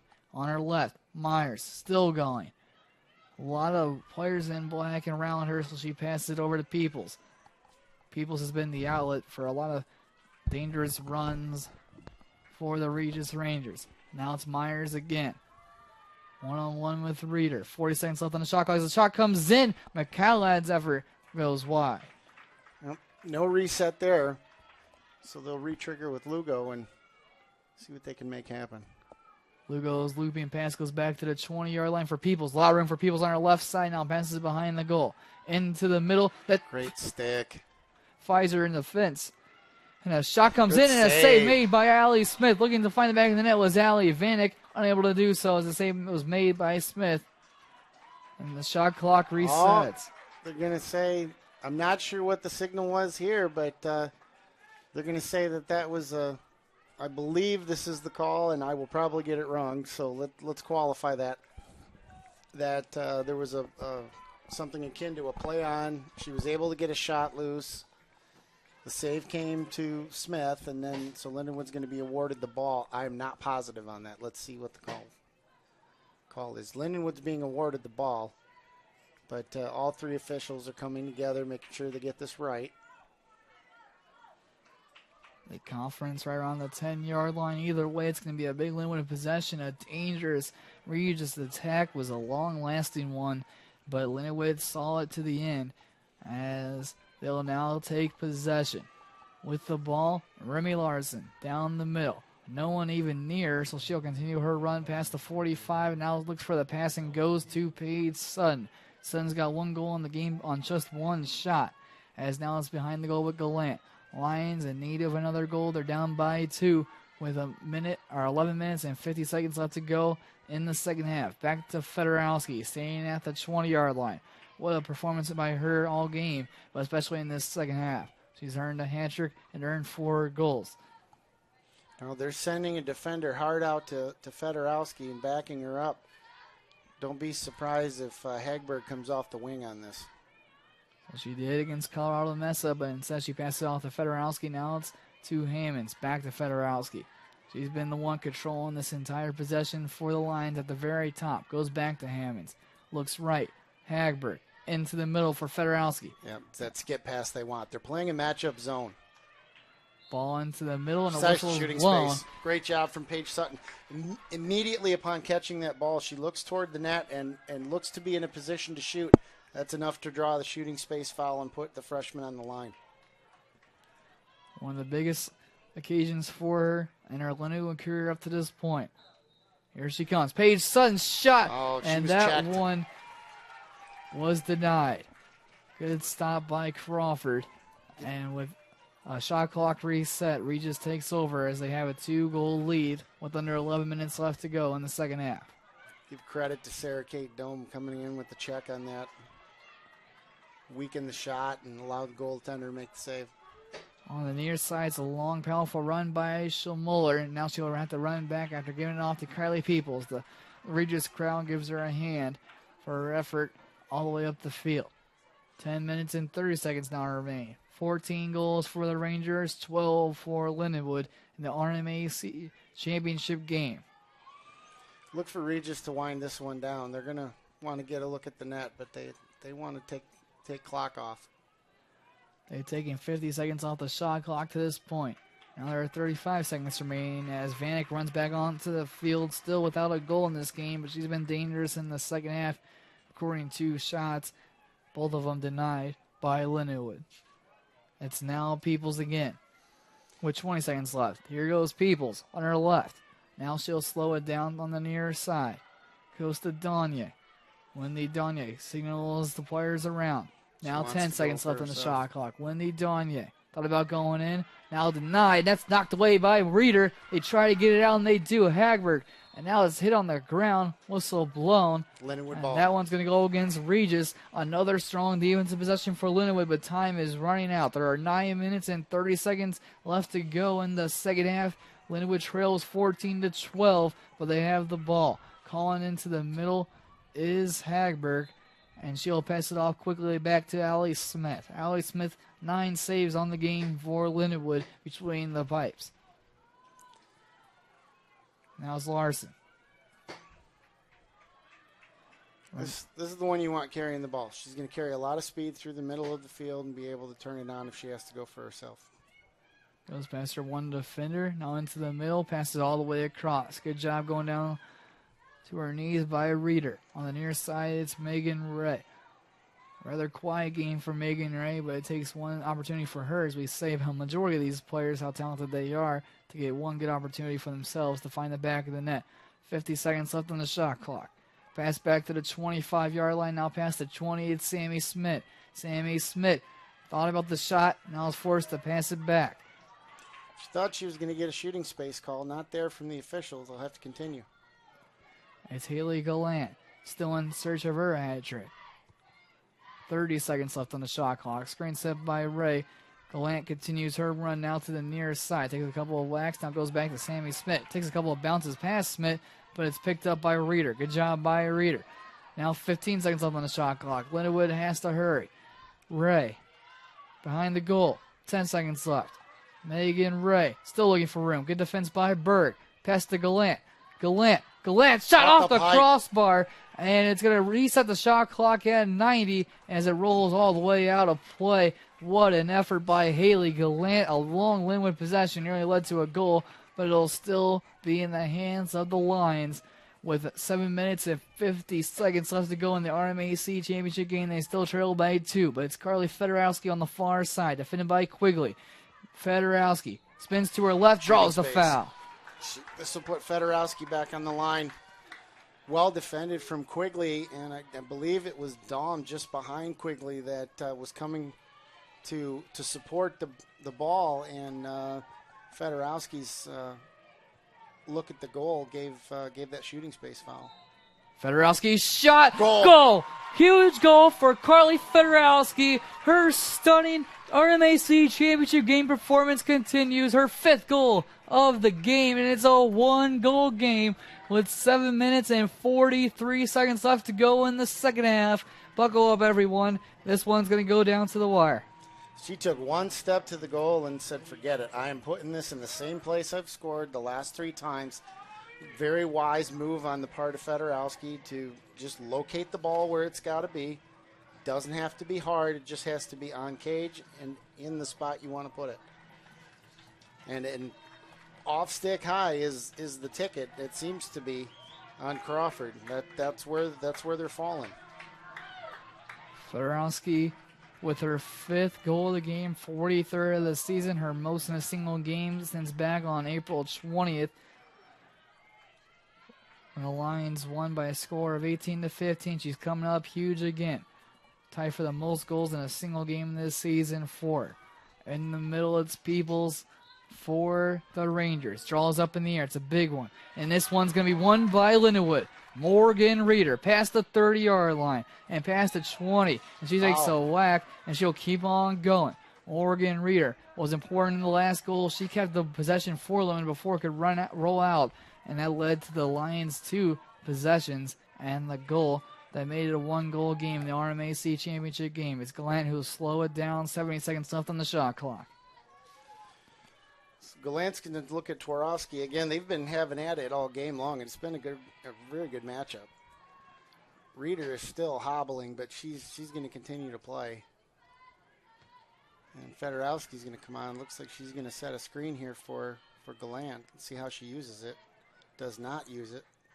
Passes it back to Sammy Smith instead. Sammy Smith scored a hat trick in the first half, looking to get back on the board. Sammy Smith just lost it at the last second. Sarah Myers has done the goal scoring. She's done the defensive plays, and now she runs all the way up the field. The Lions are down in a couple of numbers, and they're also down by 1, and it's a critical possession now for the Regis Rangers with 6:30 left to go in the second half. It's Myers who calls over a couple of her teammates in all white and waits for some help. She stands at the 25-yard line and now passes it off to Wendy Danye. Nervous energy around the entire Harlan C. Hunter Stadium for both sides. Sporting the 1-goal lead are the Regis Rangers, but the Lindenwood Lions have come up and turned up the engine in this second half. And now a pass into the middle for Sarah Myers. An off-balance shot goes wide. It'll still be a Rangers possession. 40 seconds left on the shot clock. Great late check and recovery from the Lindenwood defense. Forces the ball over the cage. Donia into the middle. Losing the handle of it was Vanek, but a whistle was blown. And a vertical one. And that one's going to go against Lindenwood. It's going to send Garland Pfizer to the sideline. Lindenwood could not afford that, as it's going to be a man advantage for Regis and a dangerous opportunity for Allie Vanek. So Vanek's going to go to the line. And then we'll see how this advantage plays out. Could be very short. Vanek, and her shot never got through. It was knocked away. It's going to put her back on the line. But as we saw, this is what happened last time with Allie Vanek. She had a free position shot denied, but a whistle was blown. First time she had to leave the game before this. Now she gets to stay in, and Donier's shot is into the back of the net. Great pass by Vanek to find Donier's run on the near side behind the goal, and it leads to the 15th goal of the game for the Regis Rangers. Wendy Donier have a second half, her 3rd goal of the game, all coming in this second period. And now with 5:39 left to go in the second half, the Regis Rangers restore their 2-goal lead. Very mature playing from 2 upperclassmen. Okay, we got the first one didn't go. My last one didn't go. The last Smith came up with a save on Vanek's last free position. Let's throw this across crease. And again, Donier is able to finish by bringing the ball down and throwing it right between the goaltender's feet. Very crafty finish from a senior. 5 minutes and 39 seconds remain. Plenty of time. Lindenwood has scored in quick succession before. They're going to look to do it again. Maria Johnson's in the middle going against Peoples.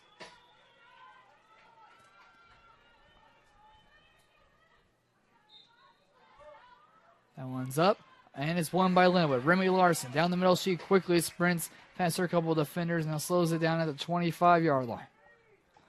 On the far side, she passes it off to Haley Gallant. Haley Gallant's recorded 4 points in this game, 2 goals and 2 assists. As Ray stands over to her left if she wants her. But a whistle is blown all the way back by the official at the 30. The official's checking. Donier is clear down in the offensive end here for Regis, and Geronimo went with her. So the referee's just checking, making sure she's not offside. Lindenwood retains the ball. It's going. 30 seconds now off the shot clock. It's on the near side for Hagberg. They're clearing the side for Hagberg, her. a lot of room for her. On her left side, Abby Hagberg, the shot. What a run, what a goal. Abby Hagberg turns it up and makes it a 1-goal game immediately after the goal by Regis. Hagberg strikes, and Lindenwood down by 1 in the RMAC Championship game. They gave her the whole side, and then she had the patience to wait out the Regis goaltender Crawford. She had stepped out of the net, and that leaves room over her shoulder, and that's where Hagberg put it. Hagberg's 36th goal on the year. She's only taken 2 shots in this game. They've both beaten Elle Crawford. She's got 2. Continues her strong RMAC championship run as she was dominant in the win against Colorado Mesa. Has been good in this one, especially in the late stages. 15 goals for Rockhurst, 14 for Lindenwood. 4 minutes and 58 seconds left to go in the championship game. Lindenwood down by 1, but they have just scored once more, just under a minute after the goal that was scored by Wendy Danye. Again, it's in the middle with Johnson and Peoples. Up in the air, and reaching out her stick was Johnson, but it's instead won by Danye. And here come the Regis Rangers. Official tumbles on the near sideline, gets right back up, and it'll be still Regis possession. We must have called a foul on this because the ball was checked out of Danye's stick, but Regis maintains possession. 4:30 now remain. They're going to slow it down, at least for the time being, with Peoples. 4 goals and an assist on the day for her. 6 shots, all on goal. Still Peoples, defended by Remy Larson. Larson travels with her behind the goal. Pass now in front. 55 seconds left to go on the shot clock. Still a possession for Regis. Myers looks at McCullough in the middle, doesn't go her way. Still Sarah Myers on her left. Reeder's got the important decision to go against her and knocks it away from her, but it bounces to Wendy Danye. 40 seconds now on the shot clock. Shot comes in, save made by Allie Smith. Shot clock resets, bounce all the way out wide. It will be a Regis possession with Wendy Danye in the far corner. She gives it off behind the goal. Now 3:45 remain in the RMAC Championship game. Still a 1-goal lead and the ball in favor of the Regis Rangers. Peoples on the near side. Lindenwood looking to stand their ground and avoid conceding again. At the 15-yard line it is. They'll need a stop here. They're Regis doing too good a job milking the clock. Peoples, a 2-goal lead for the Regis Rangers.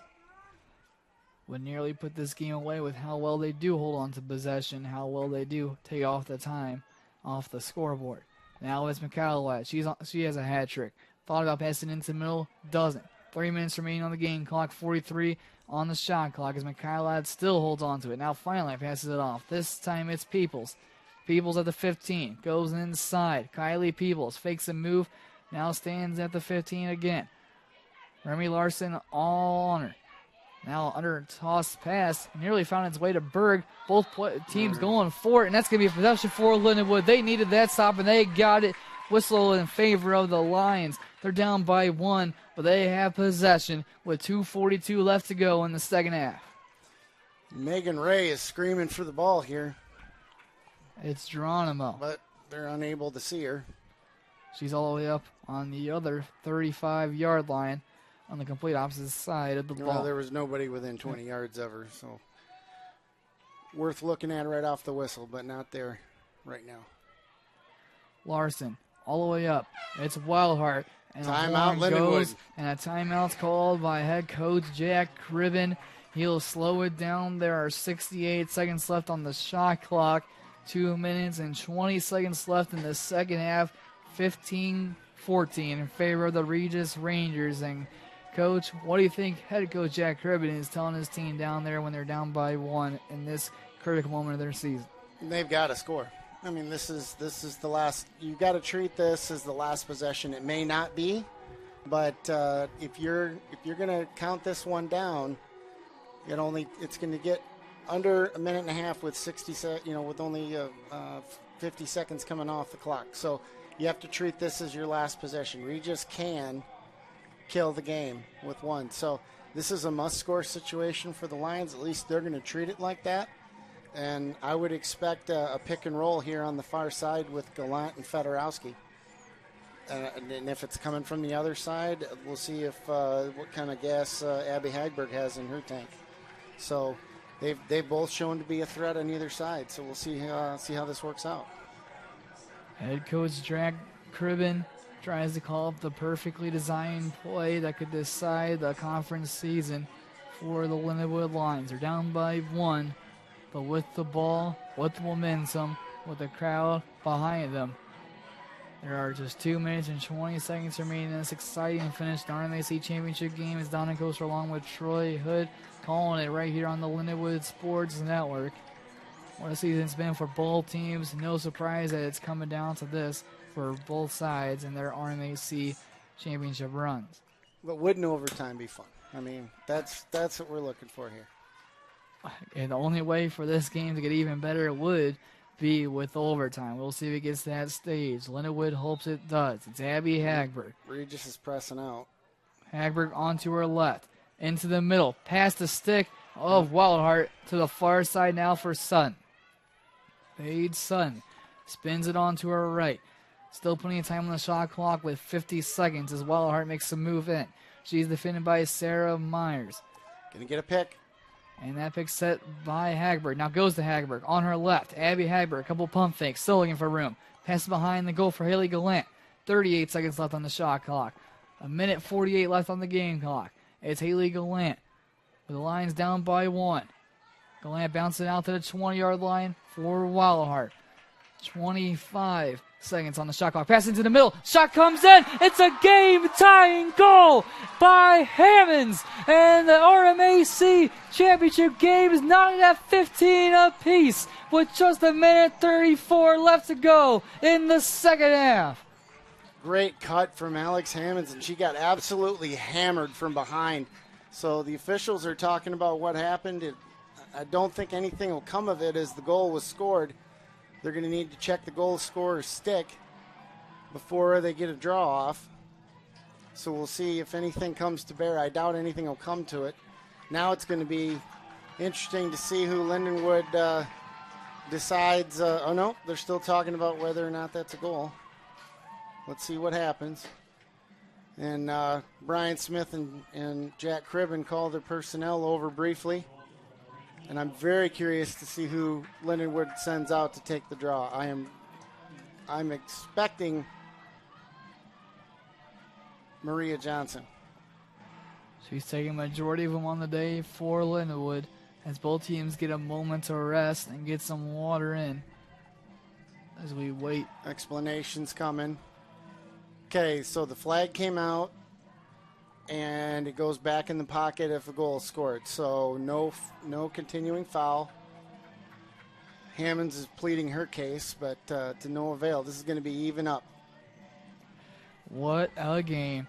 The Lions started it all off with a 4-0 lead in the first couple of minutes of the RMAC Championship. 8 goals were scored by Regis, and since then both teams have battled back and forth. Regis has had the lead for a majority of it, but now timeout teams Regis are tied at 15 all, and it's no surprise that a timeout was called by the Rangers.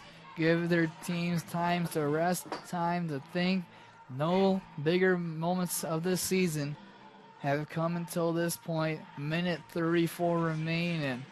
Troy, we've been lucky to call this one. These are two of the best teams in the entire country. They're proving why in this dominant display by both offensive teams. But it's not just been the offense, though. We've seen some great defensive plays. We've seen some stops from both goalkeepers. Absolutely. Allie Smith, 10 saves on the day. Crawford, she's made 7.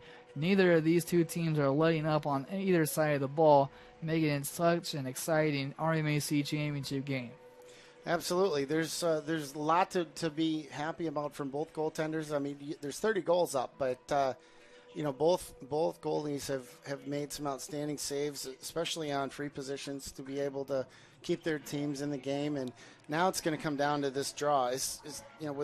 You're 4 seconds short of turning the shot clock off. So this is definitely going to be a fight right here in the middle of the field. This is going to decide a great deal. And I would expect whoever wins this draw to hold for the last shot. Because the worst thing that can happen is you go to overtime.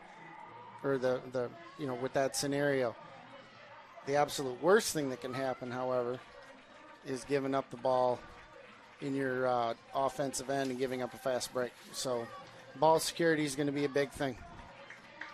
About a minute ago, Lindenwood would have hoped to have an overtime period to play in, and now they're hoping to avoid it with a goal of their own to win the RMAC Championship game. It was Hammonds with her 10th goal of the season, Emma Wildheart with the assist.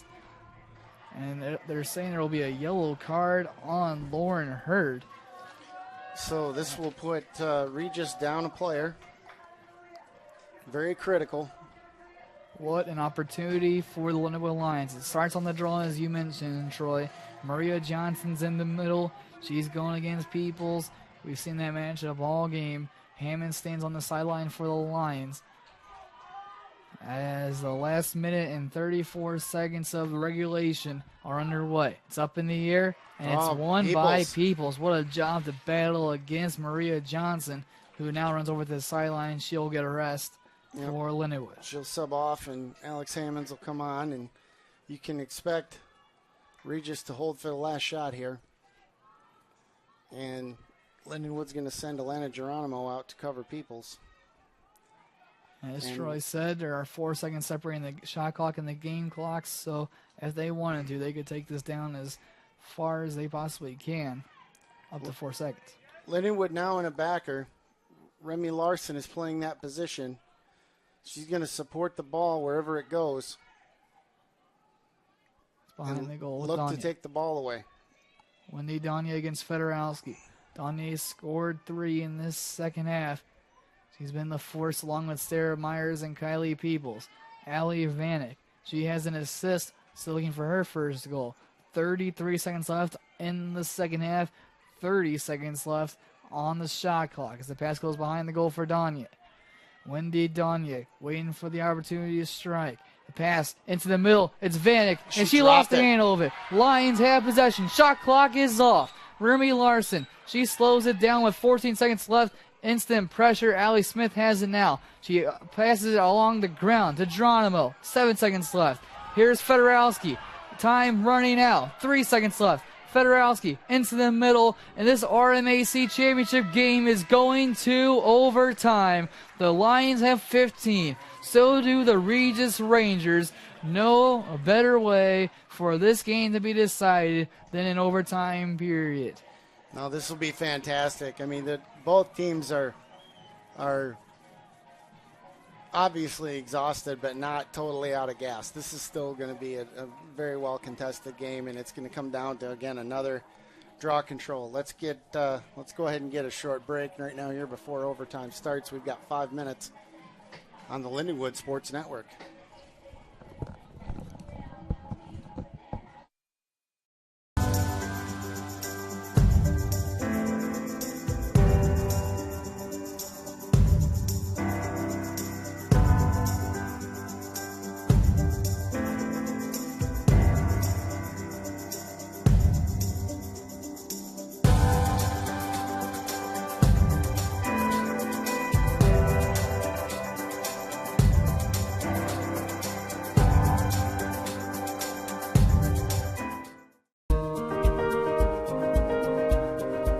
In chemistry, it's a concept that you physically cannot see, and there's multiple different areas of it too. Honestly, I feel like if I would have gone to another school, I would have changed my major because it's really difficult. But all of the professors will stay late, they'll email you late at night, they work with you constantly, and I was never afraid to ask stupid questions or be in there for hours if I didn't understand anything, and so I feel like if it weren't for them, I wouldn't be here.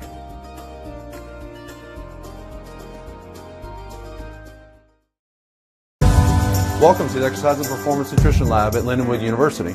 This lab serves as a central hub of teaching and research activities in the School of Health Sciences. One of the most unique things about the lab is that all of the research activities for both students and faculty are completed, run, and coordinated by the students within our exercise science and human performance curriculum. We feel that creates a very engaging, dynamic learning environment for our students to better learn how to apply all of the information that they receive in the different classes within their programs.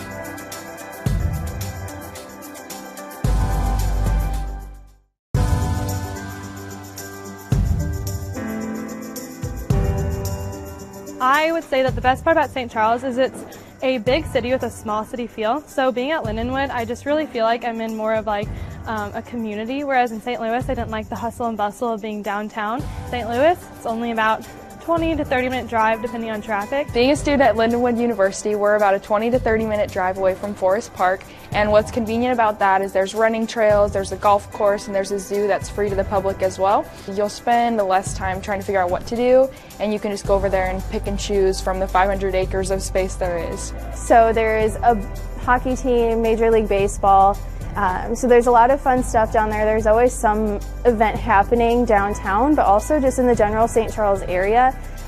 There's food, shopping, all that good stuff. There's a mall just right down the street, but there's also Main Street that has family-owned boutiques and like family-owned food places. So it's really nice to kind of be able to get the sense of small town, but also the sense of like a suburban area. Here there's like group workouts, there's saunas, there's spas, there's a lot more stuff that you can really like get out in the community and do. Sugar Fire is like my favorite restaurant. I eat there probably twice a week, no joke. Mod Pizza is an all-time favorite. There's always new restaurants to try, like you're never going to get burnt out. I was born and raised in St. Charles, always was in the area, so it was really nice being able to come to school that's nearby home, being able to go home and see my puppy all the time. It's really nice to be able to do that, but also you get that sense of independence just because you aren't living at home. Well, I was born in Honduras. Here in Lindenwood, there's a very wide variety of people from all over the world, so you end up meeting people from every single culture. So the people that you end It is time for overtime in the RMAC Championship game right here at Lindenwood University. The Lindenwood Lions, women's lacrosse side, tied 15-15 with the Regis Rangers for a spot to win the RMAC Championship game. My name is Dominic Koser, along with Troy Hood, calling all today's action live on the Lindenwood Sports Network. And Troy, it simply doesn't get better than this sudden death overtime between two of the best teams in the entire country. Well, this is why conference tournaments are so much fun. I mean, the ranking, they're going to flip-flop rankings. No matter who wins on this one, it's really not going to change the NCAA playoff picture, but they're playing for hardware. They're playing for honor. They're playing to win. Lindenwood wants to avenge a loss early in the season. Regis keep their perfect record. So, again, it'll come down to the draw circle, and more importantly, I would argue the wing players here on the outside of the circle. See who comes out with the ball, and it is a 3-minute sudden victory overtime period. Essentially giving either team a possession. We'll continue playing these until somebody scores. And the draw is up in the air. Overtime is underway, and it's won by Lindenwood. Maria Johnson on the far side. She sprints into the middle. Fedorowski with plenty of room, but a whistle was blown. No, Johnson was fouled right at the restraining line. So they'll restart it from there. And timeout. A timeout call in the first 9 seconds of overtime. Sure. And this will give Coach Cribben and the Lions a chance to draw up a championship winning play as they'll both conference up. Well, they've been coaching together for 12 years. They were teammates under me here. They know each other quite well. That had to be a 3-second discussion, and then Coach Smith has taken the huddle. He's the offensive coordinator. I'm very impressed with what he's put together here.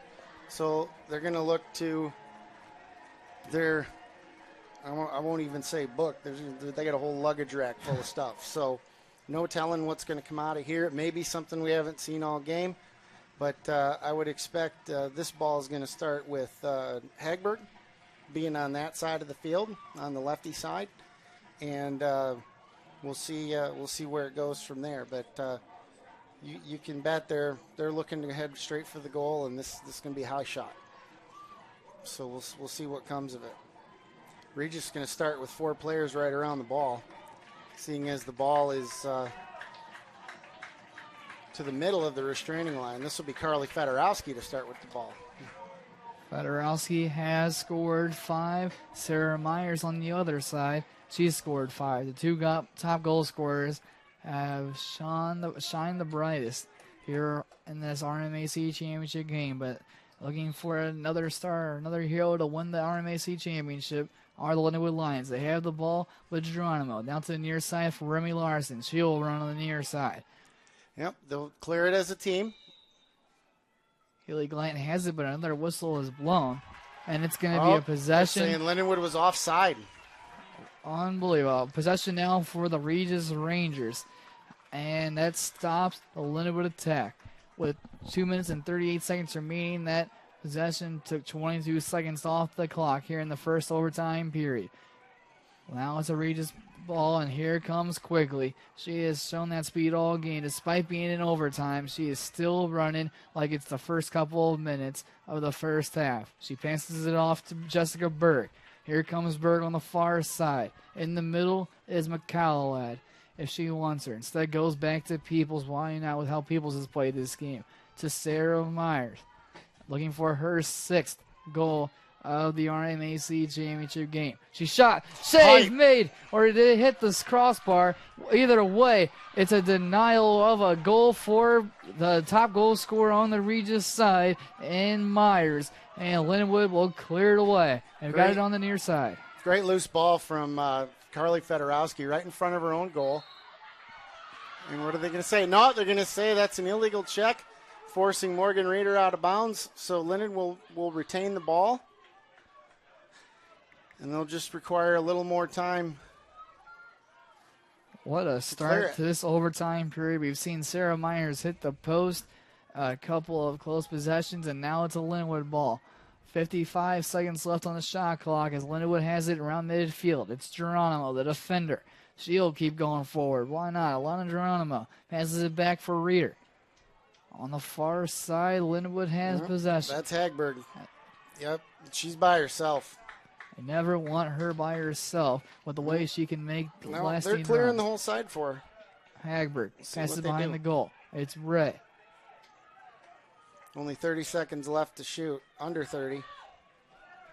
Hagberg looking for a game-winning goal. Here she goes on her left. Abby Hagberg into the middle. Hagberg goes. Hagberg's shot is saved by the goalkeeper, Elle Crawford. Her biggest of the game to this point. It'll now be a possession for the Rangers.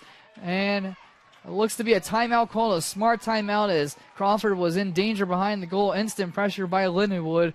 We've seen 2 incredible efforts at this point in overtime. It was first Myers hits the post. Now down on the other end, Hagberg has been good all tournament long. She comes up with a great chance. This time it was denied by Crawford.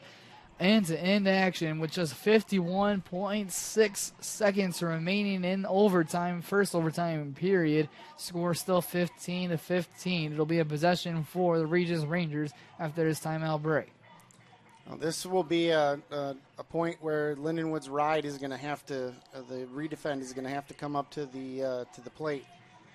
Take as much time off that clock as possible. The shot clock is off, but we're taking time off the game clock. Stall this as long as you can. Maybe come up with an unforced error, get the turnover, but they're going to have to play the whole length of the field at this point. The game started at noon. It's now just nearly 2:20 on a long day at Lindenwood University's Harlan C. Hunter Stadium. But what a game it's been between the 2 powerhouses in the RMAC, battling out for an RMAC championship crown here in St. Charles, Missouri. It'll be a possession, as we said, for the Rangers, as the shot clock is at 82, but with 51 seconds remaining in this overtime period, that shot clock won't mean all too much. No, shot clock's off. And they're going to press the ball double right away. It's Sutton along with Ray pressuring it. But getting away from Ray is Quigley. Maya Quigley runs on the far sideline, chased by 2 Lions. Make it 3. Still going. Quigley has options over to her right, but she continues to run on her own. Maya Quigley past the 20. Punt return. Now to the 15. That's pretty exactly much. what it was. Call that a punt return clear. Just give it to your fastest player and go. McCallowad gives it off to Peoples. Breathless energy in this Lindenwood University crowd. It's Myers, who just lost the hand a little bit, but picks it right back up on her left side. 15 seconds left in overtime, the first period of that. Peoples, now 10 seconds. Kylie Peoples, defended by Larson. Kylie Peoples with it, still passes it. It's the sister of the game, Lugo. 1 second left. The shot goes into the middle, and the overtime period expires. What double OT. First overtime we saw. Both teams inches close. First it was Myers off the post. Then it was Crawford with a big stop on Lindenwood's Hagberg. And now they'll get a moment of rest. But we're going to a second overtime period. Why not, Troy? It's been such an exciting first 2 halves, and now this first overtime, and might as well go to a third or second. Terrific defense from Lindenwood on the Regis possession. They were able to shut down both Myers and Peoples on the way to the net. So give them a lot of credit in knocking down the pass. Now we're just back where we started from. Let's see what Peoples and Johnson can come up with at the draw. And again, coaches will get 1 timeout per overtime period. So depending on who comes up with the ball, look to see a quick timeout. Johnson with Peoples. Ball's up in the air. Johnson uses her height to her advantage and wins it. She takes it to the far side. No timeout yet from Coach Cribbin. He's going to let them play. Johnson on the far side has got Gallant behind her and goes to Haley Gallant. On the far side, now it's Carly Fedorowski who slows it down past the 15. 2:40 left to go in the second overtime period as it's on the far side with the Lions leading goal scorer on the season and on the day. 5 goals for Carly Fedorowski. A 6th one would be monumental and would win them the RMAC championship game. Into the middle now off the bench is Hammonds. She's the one that scored the one at end of regulation to send this game to overtime. Can she do it again? She's in the very middle right next to Crawford's goal, but still with it. Fedorowski goes down to her knees, defended by Jessica Berg. Still Carly Fedorowski goes to Wildheart. Emma Wildheart waits for some options to open up in front of her. One of those is sudden, but holds on to it. Emma Wildheart tried to take the shot, but it was deflected out of her stick. Now it's going to be one off the ground by Myers. Here's Sarah Myers on the near side. She runs past her defender. That's Hagberg. Hagberg sprints to get back. Still Sarah Myers. 1:45 left to go. Myers into the middle, and they'll slow it down with Kylie Peoples. Fans are on their feet, on the edge of their seats if they're not on their 2 feet, as this one is going down all the way to a second overtime period. 1:30 remains in that, and there are 60 seconds left on the shot clock. Regis with the ball. It's Jessica Berg, defended by Fedorowski. Passes behind the goal. Just looking for that one hole to open up to go towards Allie Smith's goal, but a whistle is blown behind the goal. And it'll still be a Regis possession. It's Lugo. Lugo with it. Room in front of her. Here comes Sarah Lugo. Passes it across to Winnie Donier. Into the middle. The shot never got through. Allie Smith with the save. Lindenwood takes possession. Tries to pass it back. A risky one. Donier. Shot. Doesn't get through. Again. Allie Smith standing on her head. Keeping the Lions in this game. Tied at 15 in the second overtime period. How about Allie Smith all game? 12 saves now for her. None bigger than those 2. We're still in overtime. Shot clock is off. 45 seconds left to go. Lindenwood has possession. Alana Geronimo, she's got the ball. Passes up the field for Sammy Smith. Sammy Smith, a lot of real estate in front of her. She's told to go by Morgan Reeder on the sideline. Now it's Ray. Ray with 30 seconds left. She draws the defender. Now slows it down. Running back on is Hammonds. Both teams on their feet, holding their heads, waiting to see how this plays out as Ray passes all the way back to Smith at 25. 20 seconds left to go on the game clock. Here is Sammy Smith. She rolls it out to the 15, now the 10. Sammy Smith takes a whack, goes to the she ground. Is hit in the head. Huge moment coming up for the Lindenwood Lions. Here we go, 11 seconds remaining. But is not going to put her on the 8-meter. Smith still has it. Looks to go through 2. Lost the handle of it. Whistle blown. That one's going against Lindenwood. And leaps of joy for the Regis Rangers as they'll have the possession to close out the second overtime. Unless they hurry up and do something special, we're going to be going to a third overtime. 6 seconds. I don't know how they're going to make this happen, but no, they're going to hang on to it. They quickly So, move, smart. and that's the end of the second overtime period. Lindenwood dominated possession in the second overtime, but still the score remains even at 15-all as we head to a third overtime here in the RMAC Championship game. Donovan Gosher along with Troy Hood, lucky enough to call this one for you right here on the Lindenwood Sports Network on a beautiful Sunday afternoon. And a beautiful game it's been between those two teams. Going over the stats, Allie Smith, she was the star of second overtime, Troy, of multiple critical saves. She's now up to 12 saves in what's most likely been her best game of the season. We're going to head to a quick break. We'll be back in a few right here on the Lindenwood Sports Network.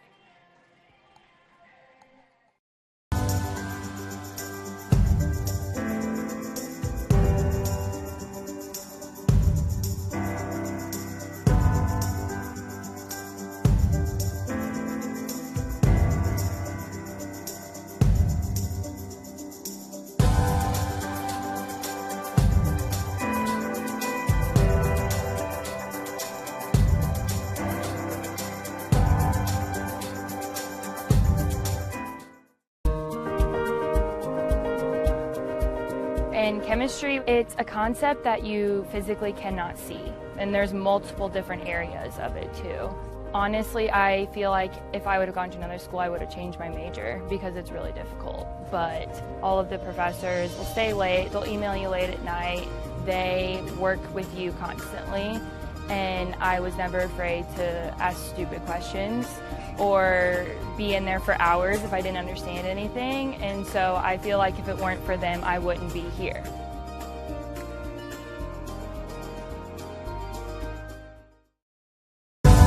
Welcome to the Exercise and Performance Nutrition Lab at Lindenwood University. This lab serves as a central hub of teaching and research activities in the School of Health Sciences. One of the most unique things about the lab is that all of the research activities for both students and faculty are completed, run, and coordinated by the students within our exercise science and human performance curriculum. We feel that creates a very engaging, dynamic learning environment for our students to better learn how to apply all of the information that they receive in the different classes within their programs.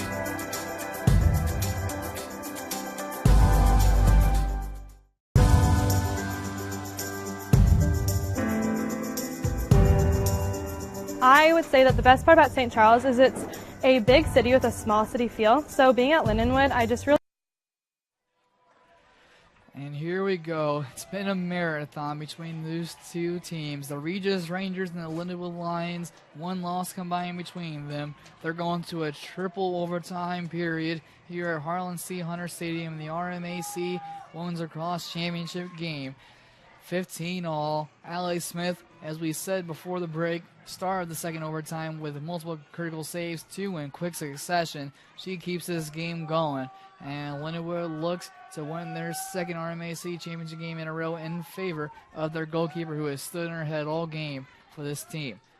On the Regis side, they've seen 4 different goal scorers out of their 15 goals. Peoples has 4, McCalloway with 3, as well as Danye. The true star, Sarah Myers, with 5 goals. Sarah Lugo doesn't have a goal, but she has 4 assists as the opening draw is underway. And it'll be a possession for Regis right after it, with Kylie Peoples staying at the 50-yard line. Foul for Maria Johnson on the draw is going to give Regis the ball. It's Peoples. The Regis Rangers will start this overtime period with possession as Maria Johnson's called for the foul, and they're going to pull out the card, and they're going to go down a man. Maria Johnson's going to the sideline And it's a great opportunity for the Regis Rangers to potentially win this conference championship game. They have a man up. Can they take advantage? There are 2 minutes and 37 seconds on the game clock here into the triple overtime. Peoples spins. Defended by Sutton. Now goes through both of them. A lot of room for Peoples. Goes over to her left. Here is Myers. Sarah Myers' shot just wide. Can't give Sarah Myers that much room or she'll burn you. Almost did on that occasion. Still Regis possession. 70 seconds left on the shot clock. On the far side, it's Peoples. Into the middle is McCallad. Bouncing out Myers. Myers will get it from Peoples. And it's Myers on her right. Thinks about going to her left and now does. Sarah Myers bounces to the 15-yard line, to the 10, into the middle. Shot almost on the way, but a whistle was blown. That one going against the Lindenwood Lions. Oh, Geronimo fouled Berg. It's going to be Jessica Berg standing right on the edge of the 10-yard line with a chance to win the RMAC championship game. Allie Smith's going to need to do something special. It's Berg waiting for the whistle. Jessica Berg passes it off instead. What a decision that was. And it goes loose. It'll still be a Regis possession, but they decided to pass it off instead of taking the shot. Myers in front of the goal. Low-driven shot into the back of the net. And the Regis Rangers win it. It's Lugo. She's gotten all the assists today. She's got 4 of those. But now she gets the goal she's earned. And none bigger than that one all game. She wins the RMAC championship game as the players go down to sprint to their goalkeeper in Crawford. And the winners of the 2019 RMAC championship game are the Regis Rangers by a score of 16-15. Triple OT, instant classic. Couldn't ask for better out of this game. Give them a ton of credit, and we'll see how both teams square up as the NCAA tournament in Division II is seeded. That tournament will start on Friday the 10th. But for now, it's celebration time for the Regis Rangers, now 18-0 overall on the year. It's been a remarkable season for them as it's been for the Lindenwood Lions. They battled it out all the way to force overtime thanks to Alex Hammonds to get to triple overtime. But then going down a man proved to be costly as it was Sarah Lugo scoring her 16th goal of the year, assisted by Sarah Myers. What can't Myers do? The final score, 16-15, heading into the NCAA Division II tournament next week, where both these teams will be featured. For Troy Hood, this was Dominic Kosher. Thank you for tuning in to this RMAC championship game right here on the Lindenwood Sports Network.